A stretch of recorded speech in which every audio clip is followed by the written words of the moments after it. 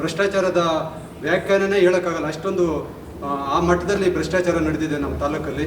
So ಇದನ್ನೆಲ್ಲ ಖಂಡಿಸಿ ಏನೀಗ ಉಪವಿಭಾಗಾಧಿಕಾರಿ ಇದ್ದಾರೆ ಅಥವಾ ಸಂಬಂಧಪಟ್ಟಿರ್ತಕ್ಕಂಥ ತಾಲೂಕು ಕಂದಾಯಾಧಿಕಾರಿಗಳಿದ್ದಾರೆ, ಇವ್ರನ್ನ ಅಮಾನತ್ ಮಾಡಬೇಕು. ಅಮಾನತ್ ಮಾಡೋದ್ರ ಜೊತೆಗೆ ನಮ್ಮ ಏನು ಸುಮಾರು 12 ಡಿಮ್ಯಾಂಡ್ಗಳಿದ್ದಾವೆ, ಈ ಡಿಮ್ಯಾಂಡ್ಗಳನ್ನ ಒತ್ತಾಯ ಮಾಡೋದಕ್ಕೆ ನಾವು 11ನೇ ತಾರೀಕು ಏನು ಒಂದು ಪ್ರತಿಭಟನೆ, ಅದು ಬೃಹತ್ ಪೊರಕೆ ಮತ್ತು ಅರೆಬೆತ್ತಲೆ ಹೋರಾಟ ಏನು ನಡೀತದೆ, ಈ ಹೋರಾಟಕ್ಕೆ ಕಡ್ಡಾಯವಾಗಿ DC ಅವರೇ ಬಂದು ನಮ್ಮ ಮನವಿ ಪತ್ರನ ತಗೊಂಡು ಹೋಗಬೇಕು. ಅಲ್ಲಿ ತನಕ ನಮ್ಮ ಪ್ರತಿಭಟನೆ ಯಾವುದೇ ಕಾರಣಕ್ಕೂ ನಿಲ್ಲಲ್ಲ ಅಂತಕ್ಕಂಥ ನಿಟ್ಟಿನಲ್ಲಿ ಏನಿವತ್ತು ಎಲ್ಲ ಮುಖಂಡರ ಆದಿಯಾಗಿ ಕರಪತ್ರ ಬಿಡುಗಡೆ, ಈ ಕರಪತ್ರ ಬಿಡುಗಡೆ ಆದಮೇಲೆ ನಾವು ನಮ್ಮ ಒಂದು ಹೇಳಿಕೆಯನ್ನು ತಮ್ಮ ಮುಂದೆ ಪ್ರಸ್ತಾಪ ಮಾಡೋಕ್ಕೆ ಇಷ್ಟಪಡ್ತೀವಿ. ಸೊ ಈಗ ಕರಪತ್ರ ಬಿಡುಗಡೆ ದಯಮಾಡಿ ಎಲ್ಲರೂ ಸಹ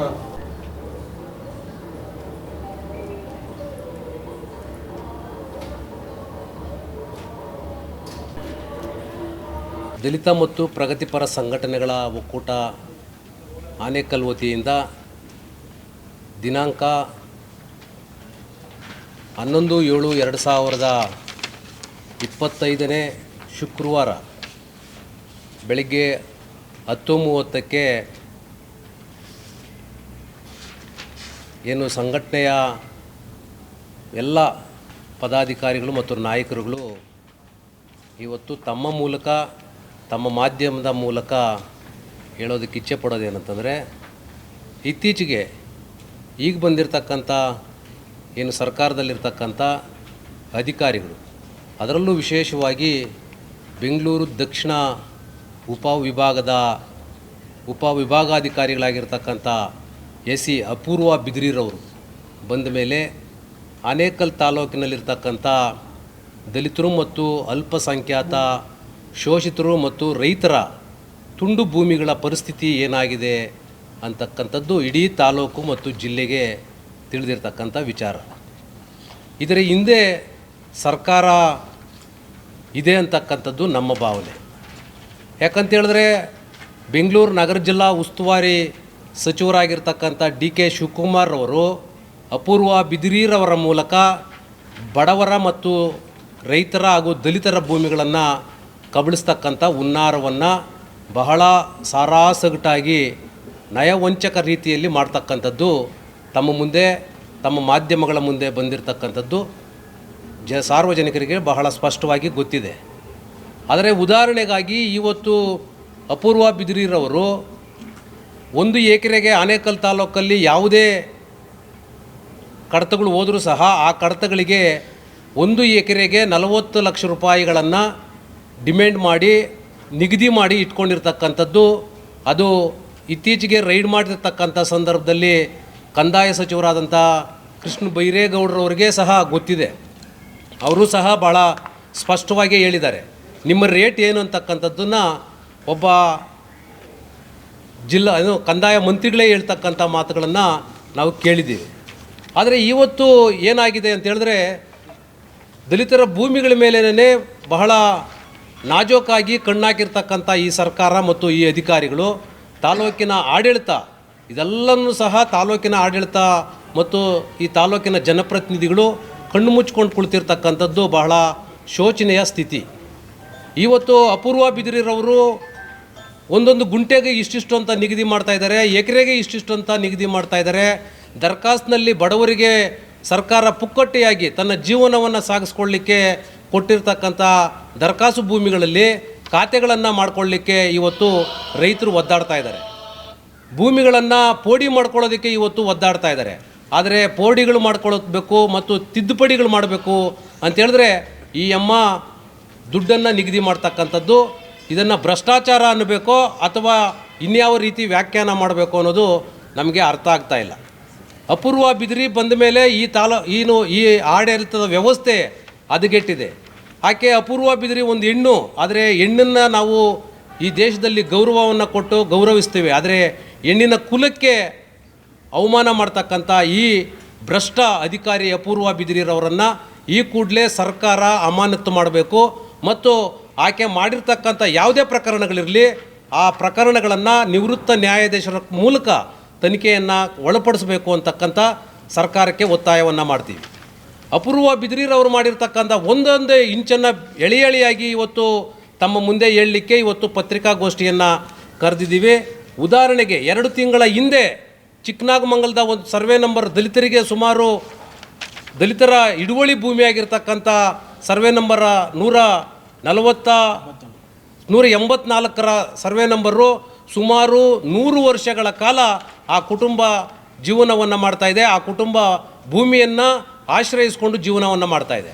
ಅದರಲ್ಲಿ ಅನೇಕ ವಿಧವಾದಂಥ ಡೆವಲಪ್ಮೆಂಟ್ ಮಾಡಿಕೊಂಡು ಅಭಿವೃದ್ಧಿಯನ್ನು ಪಡಿಸ್ಕೊಂಡಿದ್ದಾರೆ.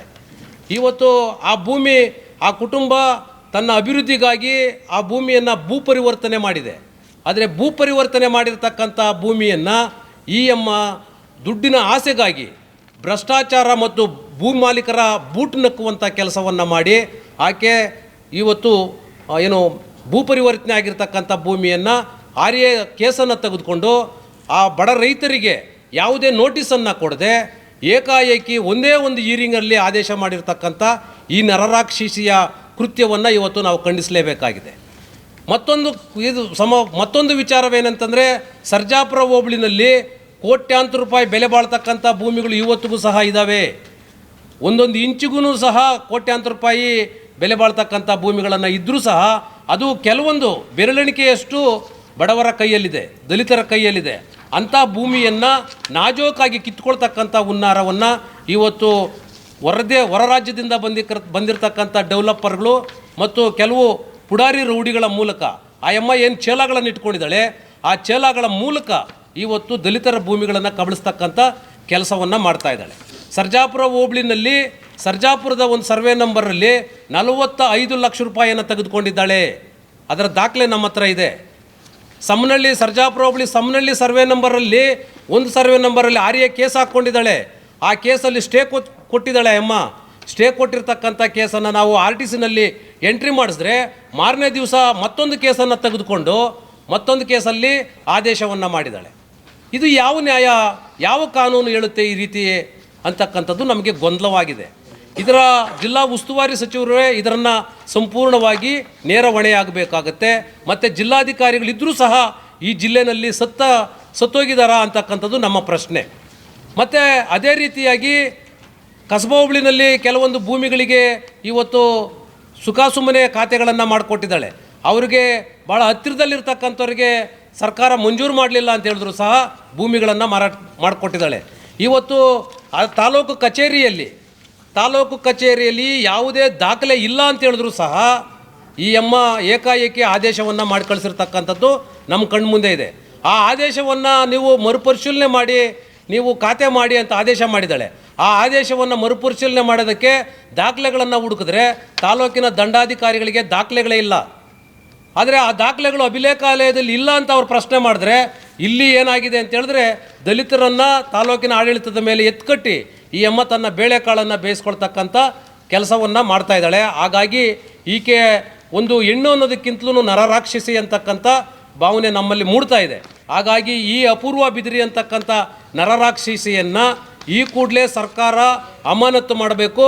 ಮತ್ತು ಈಕೆ ಮಾಡಿರ್ತಕ್ಕಂಥ ಆರ್ಯ ಪ್ರಕರಣಗಳಾಗಿರಲಿ ಅಥವಾ RRT ಪ್ರಕರಣಗಳಾಗಿರಲಿ, ಈ ಎರಡೂ ಪ್ರಕರಣಗಳನ್ನು ಕೂಡಲೇ ಸರ್ಕಾರ ನಿವೃತ್ತ ನ್ಯಾಯಾಧೀಶರಿಂದ ನ್ಯಾಯಾಂಗ ತನಿಖೆಗೆ ಒಳಪಡಿಸಬೇಕು ಅಂತಕ್ಕಂಥ ಒತ್ತಾಯವನ್ನು ಮಾಡಿ ದಿನಾಂಕ 11/7/2025 ಏನು ಆನೇಕಲ್ನ ವೆಂಕಟೇಶ್ವರ ಚಿತ್ರಮಂದಿರದಿಂದ ಹಿಡಿದು ತಾಲೂಕು ಕಚೇರಿಯ ಮುಂಭಾಗದವರೆಗೆ ಪೊರಕೆ ಚಳುವಳಿ ಮತ್ತು ಅರಬೆತ್ತಲೆ ಹೋರಾಟ ಚಳುವಳಿಯನ್ನು ಪ್ರತಿಭಟನೆಯನ್ನು ದಲಿತ ಮತ್ತು ಪ್ರಗತಿಪರ ಸಂಘಟನೆಗಳ ಒಕ್ಕೂಟ ಮಾಡ್ತಾ ಇದೆ. ಈ ಹೋರಾಟ ಜಿಲ್ಲಾಧಿಕಾರಿಗಳು ಬಂದು ಮನವಿಯನ್ನು ಸ್ವೀಕಾರ ಮಾಡಲಿಲ್ಲ ಅಂತ ಹೇಳಿದ್ರೆ ಹೋರಾಟ ನಿರಂತರವಾಗಿ ಹೋಗುತ್ತೆ. ಮತ್ತು ಸರ್ಕಾರ ಈಕೆಯನ್ನು ಈ ಕೂಡಲೇ ಉಪವಿಭಾಗಾಧಿಕಾರಿತನದಿಂದ ಈ ಕೂಡಲೇ ಅಮಾನತು ಮಾಡಲಿಲ್ಲ ಅಂತ ಹೇಳಿದ್ರೆ ಅದಕ್ಕೂ ಸಹ ಹೋರಾಟ ನಿರಂತರವಾಗಿ ನಡೀತಾ ಇದೆ. ಜಿಲ್ಲಾಡಳಿತ ಮತ್ತು ಕಂದಾಯ ಮಂತ್ರಿಗಳು ಈ ಕೂಡಲೇ ಕ್ರಮವನ್ನು ಕೈಗೊಳ್ಳಬೇಕು. ತಾಲೂಕಿನ ಜನಪ್ರತಿನಿಧಿಗಳು ಇದರ ಬಗ್ಗೆ ಗಮನವನ್ನು ಹರಿಸಬೇಕು.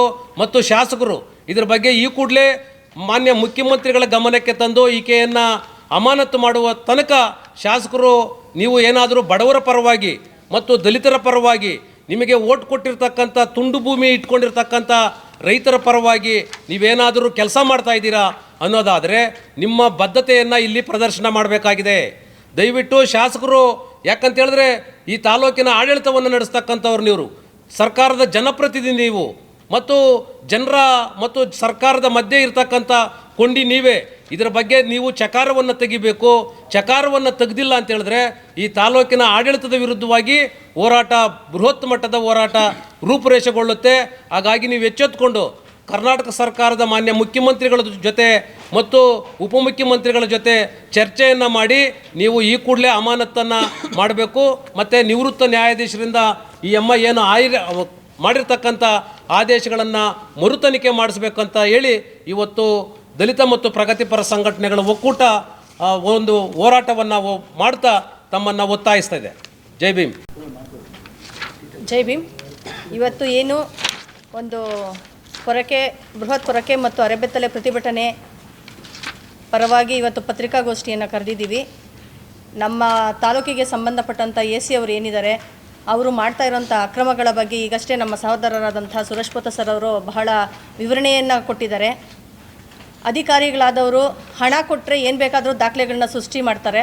ಹಣ ಇಲ್ಲ ಅಂತ ಹೇಳಿದ್ರೆ ಬಡ ಜನರು ಕಚೇರಿಗಳಿಗೆ ತಿಂಗಳಗಟ್ಟಲೆ ವರ್ಷಗಟ್ಟಲೆ ತಿರುಗ್ತಾನೆ ಇದ್ದಾರೆ. ಸಣ್ಣ ಪುಟ್ಟ ಅಂಗೈಗಳ ಜಾಗಗಳಿಗೆ AC ಕೋರ್ಟ್ಗಳಲ್ಲಿ DC ಕೋರ್ಟ್ಗಳಲ್ಲಿ ಕೇಸುಗಳು ಹಾಕ್ಕೊಂಡು ಹಲ್ದು ಸುಸ್ತಾಗಿರೋರು ಬಹಳಷ್ಟು ಜನಗಳನ್ನ ನಾವು ನೋಡ್ತಾ ಇದ್ದೀವಿ. ಕಾನೂನು ಯಾವ ರೀತಿ ಅವ್ರು ಬಳಸ್ಕೋತಾ ಇದ್ದಾರಂತೆ. ನಾನೊಂದು ಅಧಿಕಾರಿಯಾಗಿ, ಒಂದು ವಿದ್ಯಾವಂತೆಯಾಗಿ ಬಂದು ಒಂದು ಸ್ಥಾನದಲ್ಲಿ ಕೂತಿದ್ದೀನಿ ಅಂತ ಹೇಳಿದ್ರೆ ಆ ವಿದ್ಯೆಗೆ ಒಂದು ಬೆಲೆ ಕೊಡ್ತಾ, ಆ ಸ್ಥಾನಕ್ಕೆ ಒಂದು ಗೌರವವನ್ನು ಕೊಡ್ತಾ, ಬಡ ಜನರ ಪರವಾಗಿ ಕೆಲಸ ಮಾಡೋವಂಥ ಒಂದು ಅಧಿಕಾರಿಯಾಗಿ ಉಳ್ಕೋಬೇಕೇ ಹೊರತಾಗಿ ದುಡ್ಡಿರೋವಂಥವ್ರು ಬಲಶಾಲಿಗಳು ದುಡ್ಡು ಕೊಟ್ಟ ತಕ್ಷಣ ಬಡವರಿಗೆ ಸಲ್ಲಬೇಕಾಗಿರೋ ಜಾಗಗಳನ್ನ ಅಕ್ರಮವಾಗಿ ವರ್ಗಾವಣೆ ಮಾಡೋವಂಥದ್ದು, ಖಾತೆಗಳು ಮಾಡೋವಂಥದ್ದು, ಇದೆಲ್ಲ ಇವ್ರಿಗೆ ಶೋಭೆ ತರೋವಂಥದ್ದಲ್ಲ. ಈ ಕೆಲಸ ಯಾರು ಬೇಕಾದರೂ ಮಾಡ್ತಾರೆ. ದುಡ್ಡು ತೊಗೊಂಡು ಮಾಡೋವಂಥ ಕೆಲಸ ಯಾರು ಬೇಕಾದರೂ ಮಾಡ್ತಾರೆ. ಪ್ರತಿ ತಿಂಗಳಾದರೆ ನಿಮಗೆ ಸಂಬಳ ಕೊಡುತ್ತೆ ಸರ್ಕಾರ.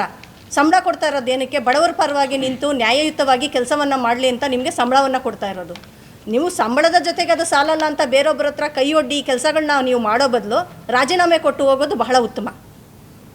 ಬಹಳಷ್ಟು ವಿಚಾರಗಳನ್ನ ನಾವು ತಾಲೂಕುಗಳಲ್ಲಿ ನೋಡ್ತಾ ಇದ್ದೀವಿ. ನಮ್ಮ ಆನೇಕಲ್ ತಾಲೂಕು ಕಚೇರಿಯಲ್ಲೂ ಅಷ್ಟೇ, ದುಡ್ಡು ಕೊಟ್ಟರೆ ನಾಳೆನೇ ರೆಕಾರ್ಡ್ಗಳು ಸಿಗ್ತವೆ. ದುಡ್ಡು ಕೊಡಲಿಲ್ಲನೇ ನೀವು ವಾರಗಟ್ಟಲೆ ತಿಂಗಳಗಟ್ಟಲೆ ಅಳಿದ್ರೆ ಕೂಡ ಎಲ್ಲೂ ರೆಕಾರ್ಡ್ ಸಿಗ್ತಾ ಇಲ್ಲ. ಸಂಬಂಧಪಟ್ಟ ದಾಖಲೆಗಳು ಇಲ್ಲಿಲ್ಲ, AC ಆಫೀಸ್ಗೆ ಹೋಗಿ ಅಂತ ಹೇಳ್ತಾರೆ. AC ಆಫೀಸಲ್ಲೂ ಅಷ್ಟೇ, ನಾವು ಇವತ್ತು ದುಡ್ಡು ಕೊಟ್ಟು ಬಂದ್ವಿ ಅಂದರೆ ನಾಳೆ ರೆಕಾರ್ಡ್ ಸಿಗುತ್ತೆ.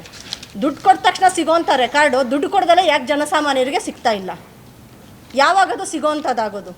ಆ ರೀತಿ ಸಿಗೋವಂಥ ಕೆಲಸ ಆಗಬೇಕು ಅಂತಲೇ ಈ ರೀತಿ ಚಳುವಳಿಗಳನ್ನ, ಪ್ರತಿಭಟನೆಗಳನ್ನ ಮಾಡೋದಕ್ಕೆ ಎಲ್ಲರೂ ಒಗ್ಗಟ್ಟಾಗಿ ನಿಂತಿರೋದು.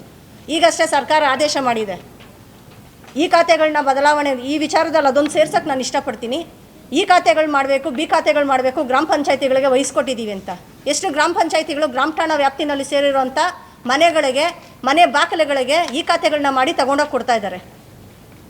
30-40 ವರ್ಷದ ಹಿಂದೆಗಡೆ ಜೀತ ಪದ್ಧತಿನಲ್ಲಿ ಎಷ್ಟೋ ಬಲಿತರ ಮನೆಗಳಲ್ಲಿ ಜೀತಗಳನ್ನ ಮಾಡ್ಕೊಂಡಿದ್ರು. ಅವರಿಗೋಸ್ಕರ ಮನೆ ಕಟ್ಕೊಳಕ್ಕೆ ಅಂತ ಕೊಟ್ಟಿರೋ ಅಂಗೈಯಷ್ಟು ಜಾಗ ಕೂಡ ಇವತ್ತು ಅವ್ರ ಹೆಸರುಗಳಲ್ಲೇ ಇದೆ. ಆದರೆ ಕಂದಾಯ ಖಾತೆ ಇವ್ರ ಹೆಸರಿದ್ದು ಕಂದಾಯಗಳ ಗ್ರಾಮ ಪಂಚಾಯತಿಗಳಿಗೆ ದಲಿತರು ಕಟ್ತಾ ಇದ್ದಾರೆ. ಆ ಒಂದು ಕಂದಾಯ ರಸೀದಿ ಇಟ್ಕೊಂಡು, ಒಂದು ಖಾತೆ ಇಟ್ಕೊಂಡು ಅವ್ರಿಗೆ ಈ ಖಾತೆಗಳು ಮಾಡ್ಕೊಡೋಕ್ಕೆ ಯಾವುದೇ ಒಂದು ಆಪ್ಷನ್ ಇವಾಗ ಕೊಟ್ಟಿಲ್ಲ. ಬದಲಾಗಿದೆ. ಸಂಬಂಧಪಟ್ಟ ಮೂಲ ದಾಖಲೆ ಬೇಕು ಅಂತ ಕೇಳ್ತಾರೆ. ಮೂಲ ದಾಖಲೆ ತಗೊಂಡ್ರೆ ಅವ್ರು ಇವತ್ತು ವಾಸವಾಗಿಲ್ಲ, ಸತ್ತೋಗಿದ್ದಾರೆ, ಜೀವಂತವಾಗಿಲ್ಲ. ಅವ್ರ ಮಕ್ಕಳು ಮೊಮ್ಮಕ್ಕಳು ಇವತ್ತು ಅದು ನಮಗೆ ಸೇರಬೇಕಾಗಿರೋ ಜಾಗ ಅಂತ ಕಬಳಿಸಕ್ಕೆ ಬರ್ತಾರೆ. ಆವತ್ತು ಅವ್ರ ಮನೇಲಿ ಜೀತ ಮಾಡಿದವ್ರು ರಕ್ತ ಸುರಿಸಿ ಬೆವರು ಸುರಿಸಿ ಅವ್ರಿಗೆ ದುಡ್ದವರು ಇವತ್ತು ಬೀದಿಗೆ ಬರೋ ಪರಿಸ್ಥಿತಿ ಅಂತ ಕಾನೂನುಗಳು ಬರ್ತಾ ಇದ್ದಾವೆ. ಈ ವಿಚಾರವಾಗಿ ಕೂಡ ನಾವು ಧ್ವನಿ ಎತ್ತಬೇಕಾಗಿದೆ. ಜೊತೆಗೆ ಏನು ಜನಸಾಮಾನ್ಯರಿಗೆ ಸೇರಬೇಕಾಗಿರೋಂಥ ಗೋಮಾಳ ಜಾಗಗಳಿರ್ಬೋದು, ಸರ್ಕಾರಿ ಜಾಗಗಳು, ಖರಾಬಿ ಜಾಗಗಳು, ಒಂದಷ್ಟು ಜನ ಉತ್ಕೊಂಡು ಬಿತ್ಕೊಂಡು ತಿಂತಾ ಇರೋದು, ಇವತ್ತು ಅವ್ರೇನೋ ಕಷ್ಟಕ್ಕೆ ಮಳೆ ಇಲ್ಲ ಬೆಳೆ ಇಲ್ಲ ಮಾರ್ಕೊತೀವಿ ಅಂತ ಏನಾದರೂ ಹೋದಾಗ ಅದಕ್ಕೆ ಸಂಬಂಧಪಟ್ಟ ದಾಖಲೆಗಳು ಮಾಡ್ಕೊಡಲ್ಲ. ಯಾವುದೋ ಒಬ್ಬರು ಬಿಲ್ಡರ್ ಬಂದು ಅವ್ರ ಜಾಗ ನಾವು ತಗೋತೀವಿ ಅಂತಂದರೆ ಇಮಿಡಿಯೇಟಾಗಿ ದಾಖಲೆಗಳನ್ನ ಸೃಷ್ಟಿ ಮಾಡಿಕೊಡ್ತಾರೆ. ಬೇಗ ಆಗ್ತಾಯಿದೆ. ಯಾಕೆ ಈ ಥರ ವ್ಯವಸ್ಥೆಗಳಾಗ್ತಾಯಿದೆ? ಈ ವ್ಯವಸ್ಥೆಗಳಿಗೆಲ್ಲ ಮಾತಾಡಬೇಕು. ಇದ್ರ ವಿರುದ್ಧವಾಗಿ ಪ್ರತಿಭಟನೆಗಳಾಗಬೇಕು. ಈ ಲಂಚಕೋರ ಅಧಿಕಾರಿಗಳು ನಮಗೆ ಸಿಗಬೇಕಾಗಿರೋ ಸೌಲಭ್ಯಗಳನ್ನ ದುಡ್ಡಿನ ಮುಖಾಂತರ ಕೊಡ್ತಾ ಇದ್ದಾರೆ ನಮಗೆ ಅಂತಂದರೆ ನಾವು ಯಾಕೆ ಸಾಲಗಾರರಾಗಿ ಲಕ್ಷಾಂತರ ರೂಪಾಯಿ ವ್ಯಾಲ್ಯೂ ಬರುವಂಥ ಜಾಗಗಳು ನಮ್ಮ ಕೈಯಲ್ಲಿ ಇಟ್ಕೊಂಡು ಆ ಜಾಗಕ್ಕೆ ದಾಖಲೆಗಳು ಬೇಕು ಅಂದರೆ ಅದರಲ್ಲಿ ಬರೋ ಅರ್ಧದಷ್ಟು ದುಡ್ಡು ನಾವು ಇವತ್ತು ಅವ್ರಿಗೆ ಲಂಚ ಕೊಡಬೇಕಾಗಿದೆ. ನಮಗೆ ಯಾಕಂಥ ಪರಿಸ್ಥಿತಿ ಬೇಕು ಅನ್ನೋ ನಿಟ್ಟಿನಲ್ಲಿ ಈ ಪ್ರತಿಭಟನೆಯನ್ನು ಮಾಡ್ತಾಯಿದ್ದೀವಿ.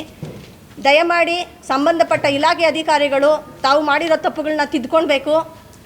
ಸಂಬಂಧಪಟ್ಟಂಥ ಜನಪ್ರತಿನಿಧಿಗಳು ಸಹ ಈ ವಿಚಾರವಾಗಿ ಅಧಿಕಾರಿಗಳ ಮೇಲೆ ಗಮನ ಇಟ್ಟು ಅವ್ರನ್ನ ಅಮಾನತು ಮಾಡೋದಕ್ಕೆ ಬಡವರ ಫಲವಾಗಿ ಧ್ವನಿ ಎತ್ತಿ ನಿಲ್ಲಬೇಕು.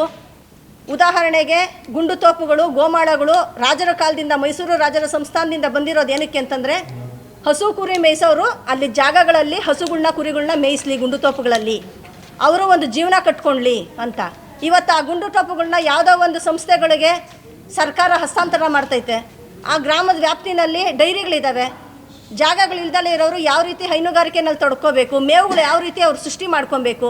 ಇವತ್ತಿರೋವಂಥ ಗುಂಡು ತೋಪುಗಳನ್ನ, ಗೋಮಾಳಗಳನ್ನೆಲ್ಲ ಬೇರೆ ಬೇರೆಯವ್ರಿಗೆ ಬೇರೆ ಬೇರೆ ನಿಟ್ಟಿನಲ್ಲಿ ನೀವು ಕೊಡ್ತಾ ಇದ್ದೀರಾ ಅಂತಾದರೆ, ಆ ಗ್ರಾಮಸ್ಥರಿಗೆ ಸೇರಬೇಕಾಗಿರೋ, ಆ ಗ್ರಾಮಕ್ಕೆ ಸೇರಿರೋ ಸರ್ವೆ ನಂಬರ್ ಇರೋಂಥ ಗುಂಡು ತೋಪು ಆ ಸಾರ್ವಜನಿಕರಿಗೆ ಸೇರಿದ್ದು. ಅವ್ರಿಗೂ ಸಿಗದಲ್ಲೇ ಯಾರೋ ಬಿಲ್ಡರ್ಗಳಿಗೆ ಕೈ ಸೇರ್ತಾ ಇದೆ ಅಂತಂದರೆ ಆ ಗ್ರಾಮಸ್ಥರು ಎಲ್ಲಿ ಹೋಗಬೇಕು? ಆ ಸಂಪನ್ಮೂಲ ಅವರ ಸೊತ್ತು. ಅವರ ಸೊತ್ತುಗಳನ್ನ ಕಿತ್ಕೊಳಕ್ಕೆ ನೀವ್ಯಾರು? ಈ ನಿಟ್ಟಿನಲ್ಲಿ ಸಂಬಂಧಪಟ್ಟಂಥ ಜನಪ್ರತಿನಿಧಿಗಳು ಅಷ್ಟೇ, ಸರ್ಕಾರನೂ ಅಷ್ಟೇ ಗಮನ ತಗೊಂಡು ಸಣ್ಣ ಸಣ್ಣ ಸೂಕ್ಷ್ಮವಾದಂತಹ ಭಾಳಷ್ಟು ವಿಚಾರಗಳಿದೆ. ಆ ವಿಚಾರಗಳನ್ನ ತಗೊಂಡೆ ಇವರು ಒಂದು AC ರೂಮಲ್ಲಿ ಕೂತ್ಕೊಂಡು ಒಂದಷ್ಟು ಕಾನೂನುಗಳನ್ನ ಮಾಡಿಬಿಡ್ತಾರೆ. ಆ ಕಾನೂನುಗಳನ್ನ ಅದರ ಅಡಿನಲ್ಲಿ ಸೌಲಭ್ಯಗಳನ್ನ ಪಡ್ಕೊಳಕ್ಕೆ ಜನ ತಮ್ಮ ಕೂಲಿ ಪಾಡುಗಳನ್ನ ಬಿಟ್ಟು ಕಚೇರಿಗಳ ಹತ್ರ ಅಲಿತಾ ಇದ್ದಾರೆ, ಸಾಲಗಳು ಮಾಡ್ಕೊಂಡು ಅಲಿತಾ ಇದ್ದಾರೆ. ಅವರು ಒಂದು ದಾಖಲೆ, ಒಂದು 30-40 ಸೈಟಿಗೆ ಇವತ್ತು ದಾಖಲೆ ಸೃಷ್ಟಿ ಮಾಡ್ಕೋಬೇಕು ಅಂತಂದರೆ ಎಷ್ಟು ವರ್ಷ ಅಲಿತಾರೆ ಅವರು. ಆದ್ರೂ ಸೃಷ್ಟಿ ಆಗಲ್ಲ. ದುಡ್ಡು ಕೊಟ್ಟ ತಕ್ಷಣ ಸೃಷ್ಟಿ ಆಗುತ್ತೆ ದಾಖಲೆಗಳು. ಈ ಥರ ಸುಳ್ಳು ದಾಖಲೆಗಳನ್ನ ಸೃಷ್ಟಿ ಮಾಡೋದನ್ನು ಬಿಟ್ಟಿಲ್ಲ ಅಂತಂದರೆ ನಿಜವಾಗ್ಲೂ ಈ ಪ್ರತಿಭಟನೆ ಮೂಲಕ ನಿಮಗೆ ಬಿಸಿ ಮುಟ್ಟುವಂಥ ಕೆಲಸ ಆನೇಕಲ್ ತಾಲೂಕಿನ ಜನತೆ ಮಾಡ್ತಾರೆ ಅಂತ ಹೇಳ್ತೀನಿ. ಜೈ ಭೀಮ್. ಮಿತ್ರರಿಗೆ ಜೈ ಭೀಮ್ ಹೇಳ್ತಾ, ಆನೇಕಲ್ ತಾಲೂಕಿನಲ್ಲಿ ತಾಲೂಕು ಕಚೇರಿಯಲ್ಲಿ ಭ್ರಷ್ಟಾಚಾರ ತಾಂಡವಾಡ್ತೈತೆ. ಮೋಸ್ಟ್ಲಿ ಮಾಧ್ಯಮದ ಮಿತ್ರರಿಗೆ ಗೊತ್ತಾದ್ರೂ ಗೊತ್ತಾಗಿದೆ. ಯಾಕಂತ ಹೇಳಿದ್ರೆ ಭಾನುವಾರ ಯಾವುದೇ ದಾಖಲೆ ಕೇಳಿದ್ರೂ ಕೊಡ್ತಾರೆ. ಒಂದು ಪಾಣಿಗಳು, ಹಳೆ ಪಾಣಿಗಳೇನ ಕೇಳಿದ್ರೆ 10,000 ರೂಪಾಯಿ ಕೊಟ್ಟರೆ ಒಂದೇ ದಿವಸಕ್ಕೆ ಸಿಗುತ್ತೆ. ಇಂಥ ಭ್ರಷ್ಟರು ಅಧಿಕಾರಿಗಳ ಜೊತೆಯಲ್ಲಿ ಕೆಲವೊಂದು ಅಲ್ಲಿರೋಂಥ ಏಜೆಂಟ್ಗಳು ಕೆಲಸ ಮಾಡ್ತಾಯಿದ್ದಾರೆ. ಇದಕ್ಕೆ ತಹಸೀಲ್ದಾರೇ ನೇರ ಹೊಣೆಯಾಗಿರ್ತಾರೆ ಅಲ್ಲಿ. ಯಾಕಂತ ಹೇಳಿದ್ರೆ ಸಿಂಗಸಂದ್ರ ಸರ್ವೆ ನಂಬರ್ 36 ನಮ್ಮ ಪತ್ರಕರ್ತರ ಊರೇ, ಗೋಪಿಯವರ ಊರೇ. 30 ಗುಂಟೆ ಜಮೀನು ಪೋಡಿಯಾಗಿದೆ. ಆದರೆ ಅಲ್ಲಿ ಬಲಾಢ್ಯರು, ರುಕ್ಮಣಿ ಮಾಲವರು ಅದನ್ನು ಅಕ್ವರಿ ಮಾಡ್ಕೊಂಡಿದ್ದಾರೆ. ಸುಮಾರು ಸಾರಿ ಹೇಳಿದರೆ, ಯಾರು ಹೇಳಿದ್ರು ಅದನ್ನು DC ಗೆ ಹಾಕ್ಕೊಂಡಿದ್ದಾರೆ. ನಮಗೆ ಬೇಕು ಅಂತ ಅದಕ್ಕೇನು ದುಡ್ಡು ಕಟ್ಟಬೇಕು ಅಂತ DC ಗೆ ಹಾಕ್ಕೊಂಡಿದ್ದಾರೆ. ಆನೇಕಲ್ ತಾಲೂಕಲ್ಲಿ ಹಾಸ್ಟೆಲ್ಗಳಿಗೆ ಯಾವುದೇ ಕಾರಣಕ್ಕೂ ಜಮೀನುಗಳೆಲ್ಲೂ ಸಿಗ್ತಾ ಇಲ್ಲ. SC STಗಳಾಗಿರ್ಬೋದು, OBCಗಳಾಗಿರ್ಬೋದು, ಎಲ್ಲೂ ಜಮೀನುಗಳಿಲ್ಲ ಅಂತ ಹೇಳ್ತಾರೆ. ಇಂಥವ್ರಿಗೆ ಕೊಡ್ತಾವ್ರಲ್ಲ ಇವರು. ತಹಸೀಲ್ದಾರ್ ಇದನ್ನೆಲ್ಲ ಕಣ್ಮುಚ್ಕೊಂಡು ಕೂತಿರ್ತಾರಲ್ಲ. ಜಿಗರಿ ಹೋಬಳಿ ಕಡೆ ಬನ್ನಿ, ಎಲ್ಲನೂ ಸರ್ಕಾರದ ಗೋಮಾಳುಗಳು, ಊರುಗಳು ಅಂತಲೂ ಇದೆ, ಎಲ್ಲ ನಾಶ ಆಗಿದೆ. ಎಲ್ಲ ಲೇಔಟ್ಗಳು ಮಾಡ್ಕೊಂಡು ಮಾರ್ಕೊತಿದ್ದಾರೆ. ಏನು ಮಾಡ್ತಾವ್ರೆ ಇವರು? ತಹಸೀಲ್ದಾರ್ ಏನು ಮಾಡ್ತಾಯಿದ್ದಾರೆ? ತಹಸೀಲ್ದಾರು 3 ಗಂಟೆಗೆ ಬರ್ತಾರೆ, 9 ಗಂಟೆ ರಾತ್ರಿವರೆಗೂ ಇರ್ತಾರೆ. ಬೆಳಗಿಂದ ಯಾಕೆ ಅವ್ರು ಬರಲ್ಲ? ಇದು ನಮ್ಮ ಸಾರ್ವಜನಿಕರ ಹೋರಾಟಗಾರರ ಪ್ರಶ್ನೆ ಆಗಿದೆ. ಅವರು ಯಾವತ್ತನ ನೋಡಲಿ ಸಂಜೆ ಬರ್ತಾರೆ, 10-11 ಗಂಟೆವರೆಗೂ ಇರ್ತಾರೆ, ಆಮೇಲೆ ಹೋಗ್ತಾ ಇರ್ತಾರೆ. ಸಾರ್ವಜನಿಕರ ಕೆಲಸ ಎಲ್ಲಿ ಮಾಡ್ತಾಯಿದ್ದಾರೆ? ಎಲ್ಲೂ ಮಾಡ್ತಾಯಿಲ್ಲ. ಯಾಕಂತ ಹೇಳಿದ್ರೆ ಈಗ ಇವರು ಹೇಳಿರೋಂಥ ಪ್ರಕಾರದಲ್ಲಿ ನಾವು ಕಂಪ್ಲೇಂಟು ಕೊಟ್ಟಿದ್ದೀವಿ. ಬಳ್ಳೂರು ವಿಚಾರ ಬಂದಾಗ ನಾವು ಕಂಪ್ಲೇಂಟ್ ಕೊಟ್ಟಾಗ ನಾವು ಸಮಾಜ ಕಲ್ಯಾಣ ಇಲಾಖೆಯವರು ನಾವು 19ನೇ ತಾರೀಕು ಹೋಗ್ತೀವಿ, ಅಂಬೇಡ್ಕರ್ ಭವನದು ಏನಾಯಿತು ಅಂತ ಕೇಳಿದಾಗ ಪಂಚಾಯತಿ ಆಫೀಸ್ಗೆ ಹೋಗಿ ಪಂಚಾಯತಿ PDOನ ಕೇಳಿದಾಗ PDO ಹೇಳ್ತಾರೆ, ನಾನೇ ಮಾಡಿಸಿ ನಿಮ್ಮ ಕೈಲಿ ಏನು ರೀ ಮಾಡ್ಕೊತೀರಿ ಅಂತ ಹೇಳಿದ್ರು. ಆದರೆ ಅಂಬೇಡ್ಕರ್ಗೆ ಅಕಸ್ಮಾತು ಮರ ಬಿದ್ದಿದ್ರೆ ತಲೆ ಮೇಲೆ ಬೀಳ್ತದೆ, ಇಲ್ಲ ಒಂದು ಕಿವಿ ಹೋಗಿರ್ತದೆ, ಅದು ನಾನು ಒಪ್ಕೊತೀನಿ. ಕೆನ್ನೆ ಮೇಲೆ ಬಿದ್ದಾಗ ಮರ ಒಂದು ಸಣ್ಣ ರೆಂಬೆ ಹೆಂಗ್ರಿ ಕೆನ್ನೆ ಮೇಲೆ ಬೀಳ್ತದೆ? ಆದರೆ ಮಾಧ್ಯಮದ ನಾವು ಪ್ರತಿಭಟನೆ ಮಾಡಿದ್ವಿ, ಎಲ್ಲ ಮಾಧ್ಯಮಕ್ಕೆ ಗೊತ್ತು, ಯಾವ ಮಾಧ್ಯಮದವರು ಅಲ್ಲಿ ಹೋಗಿಲ್ಲ. ಅದನ್ನು ಮಾಧ್ಯಮದವರೇ ಇಂಪಾರ್ಟೆಂಟಾಗಿ ಪ್ರಶ್ನೆ ಮಾಡಬೇಕಾಗಿದ್ದು ಮಾಧ್ಯಮದವರೇ. ಬೇರೆ ರೀತಿಯೆಲ್ಲ ಮಾಧ್ಯಮದವರು ಹೋಗ್ತೀರಿ, ಅದಕ್ಕೆ ಹೋಗಲೇ ಇಲ್ಲ. ನಾವು PDO ಮೇಲೆ ಕಂಪ್ಲೇಂಟ್ ಕೊಟ್ಟಿದ್ವಿ. ಈಗಲೂ ಒತ್ತಡ ವೈಯಕ್ತಿಕವಾಗಿ ನಾನು ಒಬ್ಬನೇ ಕೊಡೋದು, ಲೆಟರ್ಡಲ್ಲಿ ಕೊಟ್ಟಿಲ್ಲ. ಆತನ PDOನ ನೀವು ತನಿಖೆ ಮಾಡಿ. ನಾನು ಮಾದೇವಪ್ಪ ಮಿನಿಸ್ಟ್ರಿಗೆ ಕೊಟ್ಟಿದ್ದೀನಿ, ನಾನು CO ಕೊಟ್ಟಿದ್ದೀನಿ, DC ಕೊಟ್ಟಿದ್ದೀನಿ, ಕಮಿಷನರ್ಗೆ ಕೊಟ್ಟಿದ್ದೀನಿ, ಎಲ್ಲ ಕಡೆನೂ ಕೊಟ್ಟಿದ್ದೀನಿ. ನಮಗೆ ಬೇಕಾಗಿರೋದು ಆತನು ಮಾಡಿರೋಂಥ, ಆತನ ಹೋದಾಗ ಸೌಜನ್ಯವಾಗಿ ಮಾತಾಡಲಿಲ್ಲ. ಅದೇ ಮಾಧ್ಯಮದವರು ಕೆಲವು ನಮ್ಮ ಸಹಪಾಠಿಗಳು ಸಂಘಟನೆಗಳಲ್ಲೆಲ್ಲ ಹೋಗಿ ಹೇಳಿದಾಗ ಗೋಪಿಯವರು ಇದರಲ್ಲೇ ಬಂದೈತೆ, ವೆಂಕಟೇಶ್ ಮೂರ್ತಿಗೆ ನಾನು ಏನು ಹೇಳಿ ಕಳಿಸಿದ್ದೆ ಅಂತ ಏರಿದೋನಿಲ್ಲಿ ಅವತ್ತು ಮಾತಾಡಿರ್ತಾರೆ. ಒಬ್ಬ ನನ್ನ ಸಹೋದರಿ ಅಧ್ಯಕ್ಷರ ಸಮ್ಮುಖದಲ್ಲೇ ನಾವು ಕೇಳೋಕೆ ಹೋಗಿರೋದು. ಅಧ್ಯಕ್ಷರೇ ಕರೆದಿರುತ್ತೆ, ಬನ್ನಿರಿ ಹೋರಾಟಗಾರ ಬಂದು ಕೇಳ್ರಿ ಅಂತ. ಏನು ಹೋರಾಟಗಾರರಾದ್ರೆ ಏನು ಅಂತ ಕೇಳ್ತಾರೆ. ಅದನ್ನ ಇವ್ರು ಬಂದುಬಿಟ್ರೆ ಏನಂತಾರೆ, ನಾವು ಸಮಾಜ ಕಲ್ಯಾಣ ಇಲಾಖೆಯವ್ರು ಬಂದಿದ್ದೀರಿ, ನೀವು ಅವ್ರ ಮುಂದೆ ಹೆಂಗೆ ಮಾತಾಡ್ತೀರಿ ಅಂತ. ನೀವು ಅಧಿಕಾರಿಗಳು ಬಂದರೆ ನಾನೇನು ಮಾಡಬೇಕು, ನಾನೇ ಓಡಿಸಿರೋದು ಅಂತ ಹೇಳ್ತಾನೆ. ಆದರೆ ಪತ್ರಕರ್ತರುಗಳು ಮೀಡಿಯಾಗಳವ್ರೂ ಅದ್ರ ವಿಚಾರದಲ್ಲಿ ಯಾರೂ ಧ್ವನಿ ಎತ್ತಿಲ್ಲ. ಯಾಕಂತ ಹೇಳಿದ್ರೆ ಇವತ್ತೇನ ನಾವು ಉಳಿಬೇಕಂತ ಹೇಳಿದ್ರೆ, ಈ ಭಾರತ ದೇಶದಲ್ಲಿ ಸಂವಿಧಾನ ಉಳಿಬೇಕಂದ್ರೆ, ಈ ಭಾರತ ದೇಶದಲ್ಲಿ ಪ್ರಜಾಪ್ರಭುತ್ವ ಉಳಿಬೇಕಂದ್ರೆ ಬಾಬಾ ಸಾಹೇಬರು ಕೊಟ್ಟಿರೋಂಥ ಸಂವಿಧಾನನೇ. ಆದರೆ ಪತ್ರಕರ್ತರು ಅದ್ರಾಗ ಧ್ವನಿಗೂಡಿಸಿಲ್ಲ. ಆದರೆ ಪೊಲೀಸ್ ಇಲಾಖೆಗೆ ಸರ್ಕಲ್ ಇನ್ಸ್ಪೆಕ್ಟರ್ ಕೊಟ್ಟಿದ್ರು, ಆತನ ಇವತ್ತು ಮಾಡ್ತೀನಿ ನಾಳೆ ಮಾಡ್ತೀನಿ ಅಂತ ಆತನು ಹೇಳ್ತಾ ಇದ್ದಾನೆ. ಇಲ್ಲಿ ಒಂದು ಆಗೈತೆ, ಆನೇಕಲ್ ಟೌನ್ ಅಂತ ಹೇಳುತ್ತೆ. ಆನೇಕಲ್ ತಾಲೂಕಿನಲ್ಲಿ ಪೊಲೀಸ್ ಇಲಾಖೆ ವಿಫಲವಾಗಿದೆ. ಅದು ಒಂದು ಮಿಸ್ ಆಗಿದೆ. ಬರೀ ಟೌನ್ ಎಲ್ಲ, ಇಡೀ ತಾಲೂಕಾದಂಥ ಪೊಲೀಸ್ ಇಲಾಖೆ ಯಾವುದೇ ಕಾರಣಕ್ಕೂ BNS ಬಂದಿದೆ. ಈಗ ಆ BNS ಬಂದಾಗ ಅದನ್ನು ತೋರಿಸ್ಕೊಂಡೆ ಇವರೆಲ್ಲನೂ ಆಟಾಡ್ತಾ ಇರೋದು. ಈಗ ನಾವು ನೋಟಿಸ್ ಕೊಡಬೇಕು, ನಾವು ಮಾಡಬೇಕು. ಎಷ್ಟು ದಿವಸ ನೋಟಿಸ್ಗಳು ಕೊಡ್ಬೇಕು ರೀ? ಮರ್ಡರ್ಗಳಾಗೋಯ್ತು, ಕಳ್ತನಗಳಾಗೋಯ್ತು, ರೇಪ್ಗಳಾಗೋಯ್ತು, ಇದಕ್ಕೆ ನೀವು ನೋಟಿಸ್ಗಳು ಕೊಡ್ತೀರಾ ನೀವು? ಇದು ಪೊಲೀಸ್ ವ್ಯವಸ್ಥೆ. ಅಪೂರ್ವ ಬಿದ್ರಿ ಈ ವರ್ಷದಲ್ಲೇ ಫೆಬ್ರವರಿನಲ್ಲಿ ಸಮಾಜ ಕಲ್ಯಾಣ ಇಲಾಖೆ ಸಚಿವರು ಹಾಸ್ಟೆಲ್ಗಳಾಗಿರ್ಬೋದು, ವಸತಿ ಶಾಲೆಗಳಾಗಿರ್ಬೋದು, ಏನು ಅಲ್ಲಿ ಆ ಭಾಗದ ಉಪವಿಭಾಗ ಅಧಿಕಾರಿಗಳು ಅಲ್ಲಿ ಏನೇನೋ ತೊಂದರೆಗಳಾದರೆ ಹೋಗಬೇಕು ಅಂತ ಹೇಳಿದ್ದಾರೆ. ಅಲ್ಲಿನ ಪರಿಶೀಲನೆ ಮಾಡಬೇಕು, ಅಲ್ಲಿ ಸ್ವಚ್ಛತೆ ಏನಿದೆ, ಅವ್ರಿಗೆ ಆಹಾರ ಚೆನ್ನಾಗಿದೆಯಾ ಅಂತ ಹೇಳ್ಬಿಟ್ಟು ಅವ್ರಿಗೆ ಆರ್ಡ್ರ್ ಮಾಡಿಕೊಟ್ಟಿದ್ದಾರೆ. ಆದರೆ ಅಪೂರ್ವ ಬಿದ್ರಿಗೆ ಗೊತ್ತಿದ್ರೂ ಸಹ ಹೋಗಲಿಲ್ಲ. ಯಾಕೆಂದರೆ ಕಿತ್ತೂರಾಣಿ ಚೆನ್ನಮ್ಮ ಶಾಲೆಯಲ್ಲಿ ಒಂದು ವಿಚಾರ ಹೇಳ್ತೀನಿ ಕೇಳಿ. ಫಸ್ಟ್ ಇಯರ್ PUC ಹುಡುಗಿ ಗರ್ಭವತಿ ಆಗ್ತಾಳೆ. ಅದನ್ನು ಗೊತ್ತಿದ್ರೂ, ಆ ಇಲಾಖೆಗೆ ಗೊತ್ತಿದ್ರೂ ಕಣ್ಣು ಮುಚ್ಕೊಂಡು ಸುಮ್ಮನೆ ಇದ್ದಾರೆ. ಆಕೆಗೆ ಒಂದು ಅನಾಥ ಇದರಲ್ಲಿ ಸಾಂತ್ವನ ಕೇಂದ್ರದಲ್ಲಿ ಇಕ್ಕಿದ್ದಾರೆ. ಅಲ್ಲಿ 25 ಮೂಟೆ ಗೋಧಿ ಮಾರಾಟ ಆಗದೆ.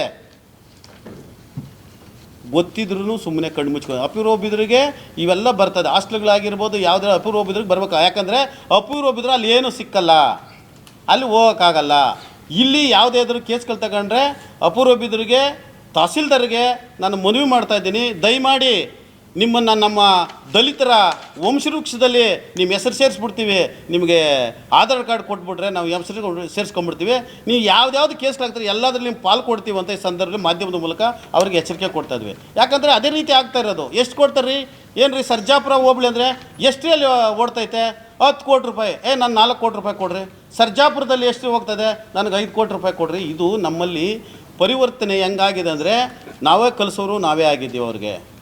ಯಾಕಂದರೆ ಜನಪ್ರತಿನಿಧಿಗಳು ಅದ್ರ ಬಗ್ಗೆ ಯಾರೂ ನಿಗಾ ವಹಿಸಲ್ಲ.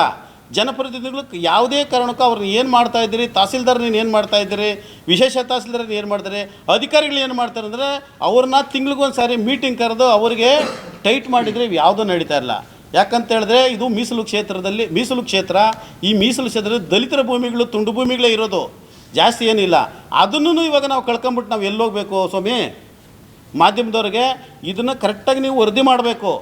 ನೀವು ವರದಿ ಮಾಡಿದ್ರೆ ಅವ್ರಿಗೆ ಮನದಟ್ಟಾಗಬೇಕು. ಆಗ ನಾವೀಗ ಏನು ಮಾಡ್ತಾ ಇದ್ದೀವಿ ಅಂದರೆ, ಪತ್ರಿಕಾಗೋಷ್ಠಿ ಆಗೈತೆ, ನಾವು ಕಂದಾಯ ಮಂತ್ರಿಗಳಿಗೂ ನಾವು ಲೆಟ್ರ್ ಕೊಡ್ತಾ ಇದ್ದೀವಿ. ನಾವು ಏನೋ ಇವರು DC ಮನವಿ ಕೊಟ್ಬಿಟ್ಟು ಬರ್ತೀವಿ. ಯಾಕಂತ ಹೇಳಿದ್ರೆ ನೀವು ಯಾವಾಗ ಬರ್ತೀರೋ ಅಲ್ಲಿವರೆಗೂ ನಾವು ತಾಲೂಕು ಆಫೀಸ್ ಹತ್ರ ಓಡ್ತೀವಿ, ಅಲ್ಲೇ ಅಡುಗೆ ಮಾಡ್ತೀವಿ, ಅಲ್ಲೇ ತಿಂತೀವಿ. ನೀವು ಬರೋವರೆಗೂ ನೀವು ಎಷ್ಟು ದಿವ್ಸಕನ ಬನ್ನಿರಿ, ನಾವು ಅಲ್ಲೇ ಗುಡಾರ ಓಡ್ತೀವಿ ಅಂತ ಈ ಸಂದರ್ಭದಲ್ಲಿ ಹೇಳ್ತಾ, ಈ ಅಪೂರ್ವ ಬಿದ್ರಿನ ಕೂಡಲೇ ಅವ್ರನ್ನ ತನಿಖೆ ಮಾಡಬೇಕು.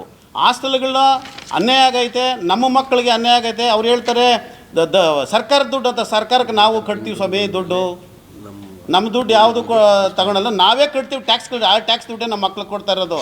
ಆಮೇಲೆ ದಲಿತರಿಗೆ ಅಲ್ಲ, ಎಲ್ಲ ಇಲಾಖೆಗಳಲ್ಲಿ ಎಲ್ಲರಿಗೂ ಹಾಸ್ಟೆಲ್ಗಳಿದೆ. ನೀವು ಫಸ್ಟು ನೀವು ಯಾವುದೇ ಕಾರಣಕ್ಕೂ ನಮ್ಮ DC ಅವರಾಗಿರ್ಬೋದು, ಕಂದಾಯ ಮಂತ್ರಿಗಳಾಗ್ಬೋದು, ಅವ್ರನ್ನ ಸಸ್ಪೆಂಡ್ ಮಾಡೋವರೆಗೂ, ತಹಸೀಲ್ದಾರ್ ತಾಲೂಕಿನಿಂದ ತೊಲಗೋವರೆಗೂ ನಾವು ಪರಕೆ ಚಳವಳಿ ಅರಬೆತ್ತಲೆ ಮಾಡ್ತೀವಿ. ಅರಬೆತ್ತಲೆ ಯಾಕೆ ಮಾಡ್ತಾ ಇದ್ದೀವಿ ಅಂತ ಹೇಳಿದ್ರೆ, ನಮಗೂ ಇನ್ನೂ ಸ್ವತಂತ್ರ ಬಂದಿಲ್ಲ. ನಮ್ಮ ಜಮೀನುಗಳು ಮಾರ್ತಾ ಇದ್ದಾರೆ. ಮಾರೋರೇ ಅಧಿಕಾರಿಗಳು, ಬೇರೆ ಯಾರೂ ಅಲ್ಲ.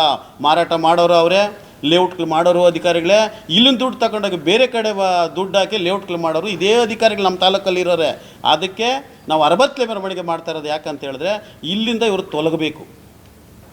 ಯಾಕಂದ್ರೆ ಈಗ ನೋಡಿ ಎಲ್ಲ ಈಗ ನಮ್ಮಲ್ಲಿ ಯಾವುದು ಜಮೀನು 10 ಎಕರೆ 20 ಎಕರೆ ದಲಿತರು ಈ ತಾಲೂಕಲ್ಲಿ ಯಾರೂ ಇಲ್ಲ. ಜನ ಇದ್ದೀವಿ, ಆಸ್ತಿ ಕಡಿಮೆ ಐತೆ.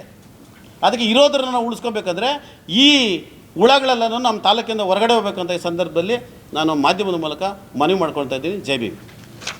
ಮತ್ತು ಪ್ರಗತಿಪರ ಸಂಘಟನೆಗಳ ಒಕ್ಕೂಟದ ವತಿಯಿಂದ ನಡೆಯುವಂತಹ ಬೃಹತ್ ಪರಕೆ ಮತ್ತು ಅರಬೆತ್ತಲೆ ಪ್ರತಿಭಟನೆ ಅಂಗವಾಗಿ ಕರೆದಂತಹ ಈ ಒಂದು ಪತ್ರಿಕಾಗೋಷ್ಠಿಗೆ ನನ್ನೆಲ್ಲ ಬಾಂಧವದ ಮಿತ್ರರಿಗೆ ಮತ್ತು ಮುಖ್ಯವಾಗಿ ಮಾಧ್ಯಮ ಮಿತ್ರರಿಗೆ ಈ ಒಂದು ಪತ್ರಿಕಾಗೋಷ್ಠಿಗೆ ಸ್ವಾಗತವನ್ನು ಕೋರುತ್ತಾ, ಈ ಒಂದು ವಿಚಾರದಲ್ಲಿ 12 ವಿಚಾರಗಳಿದ್ದಾವೆ. ಈ 12 ವಿಚಾರಗಳಲ್ಲಿ ನಂದು ಒಂದು ಸಬ್ಜೆಕ್ಟ್ ಇದೆ. ಏನಪ್ಪ ಅಂದರೆ, ನಮ್ಮದು ಚಿಕ್ಕನಾಮಂಗಲ ಗ್ರಾಮ. ನಮ್ಮ ತಾತನವರಿಗೆ ಸರಿ ನಂಬರು 72/2ರಲ್ಲಿ ಹಳೆ 72/4 4 ಎಕರೆ 13 ಗುಂಟೆ ಜಾಗ ಇರ್ತದೆ.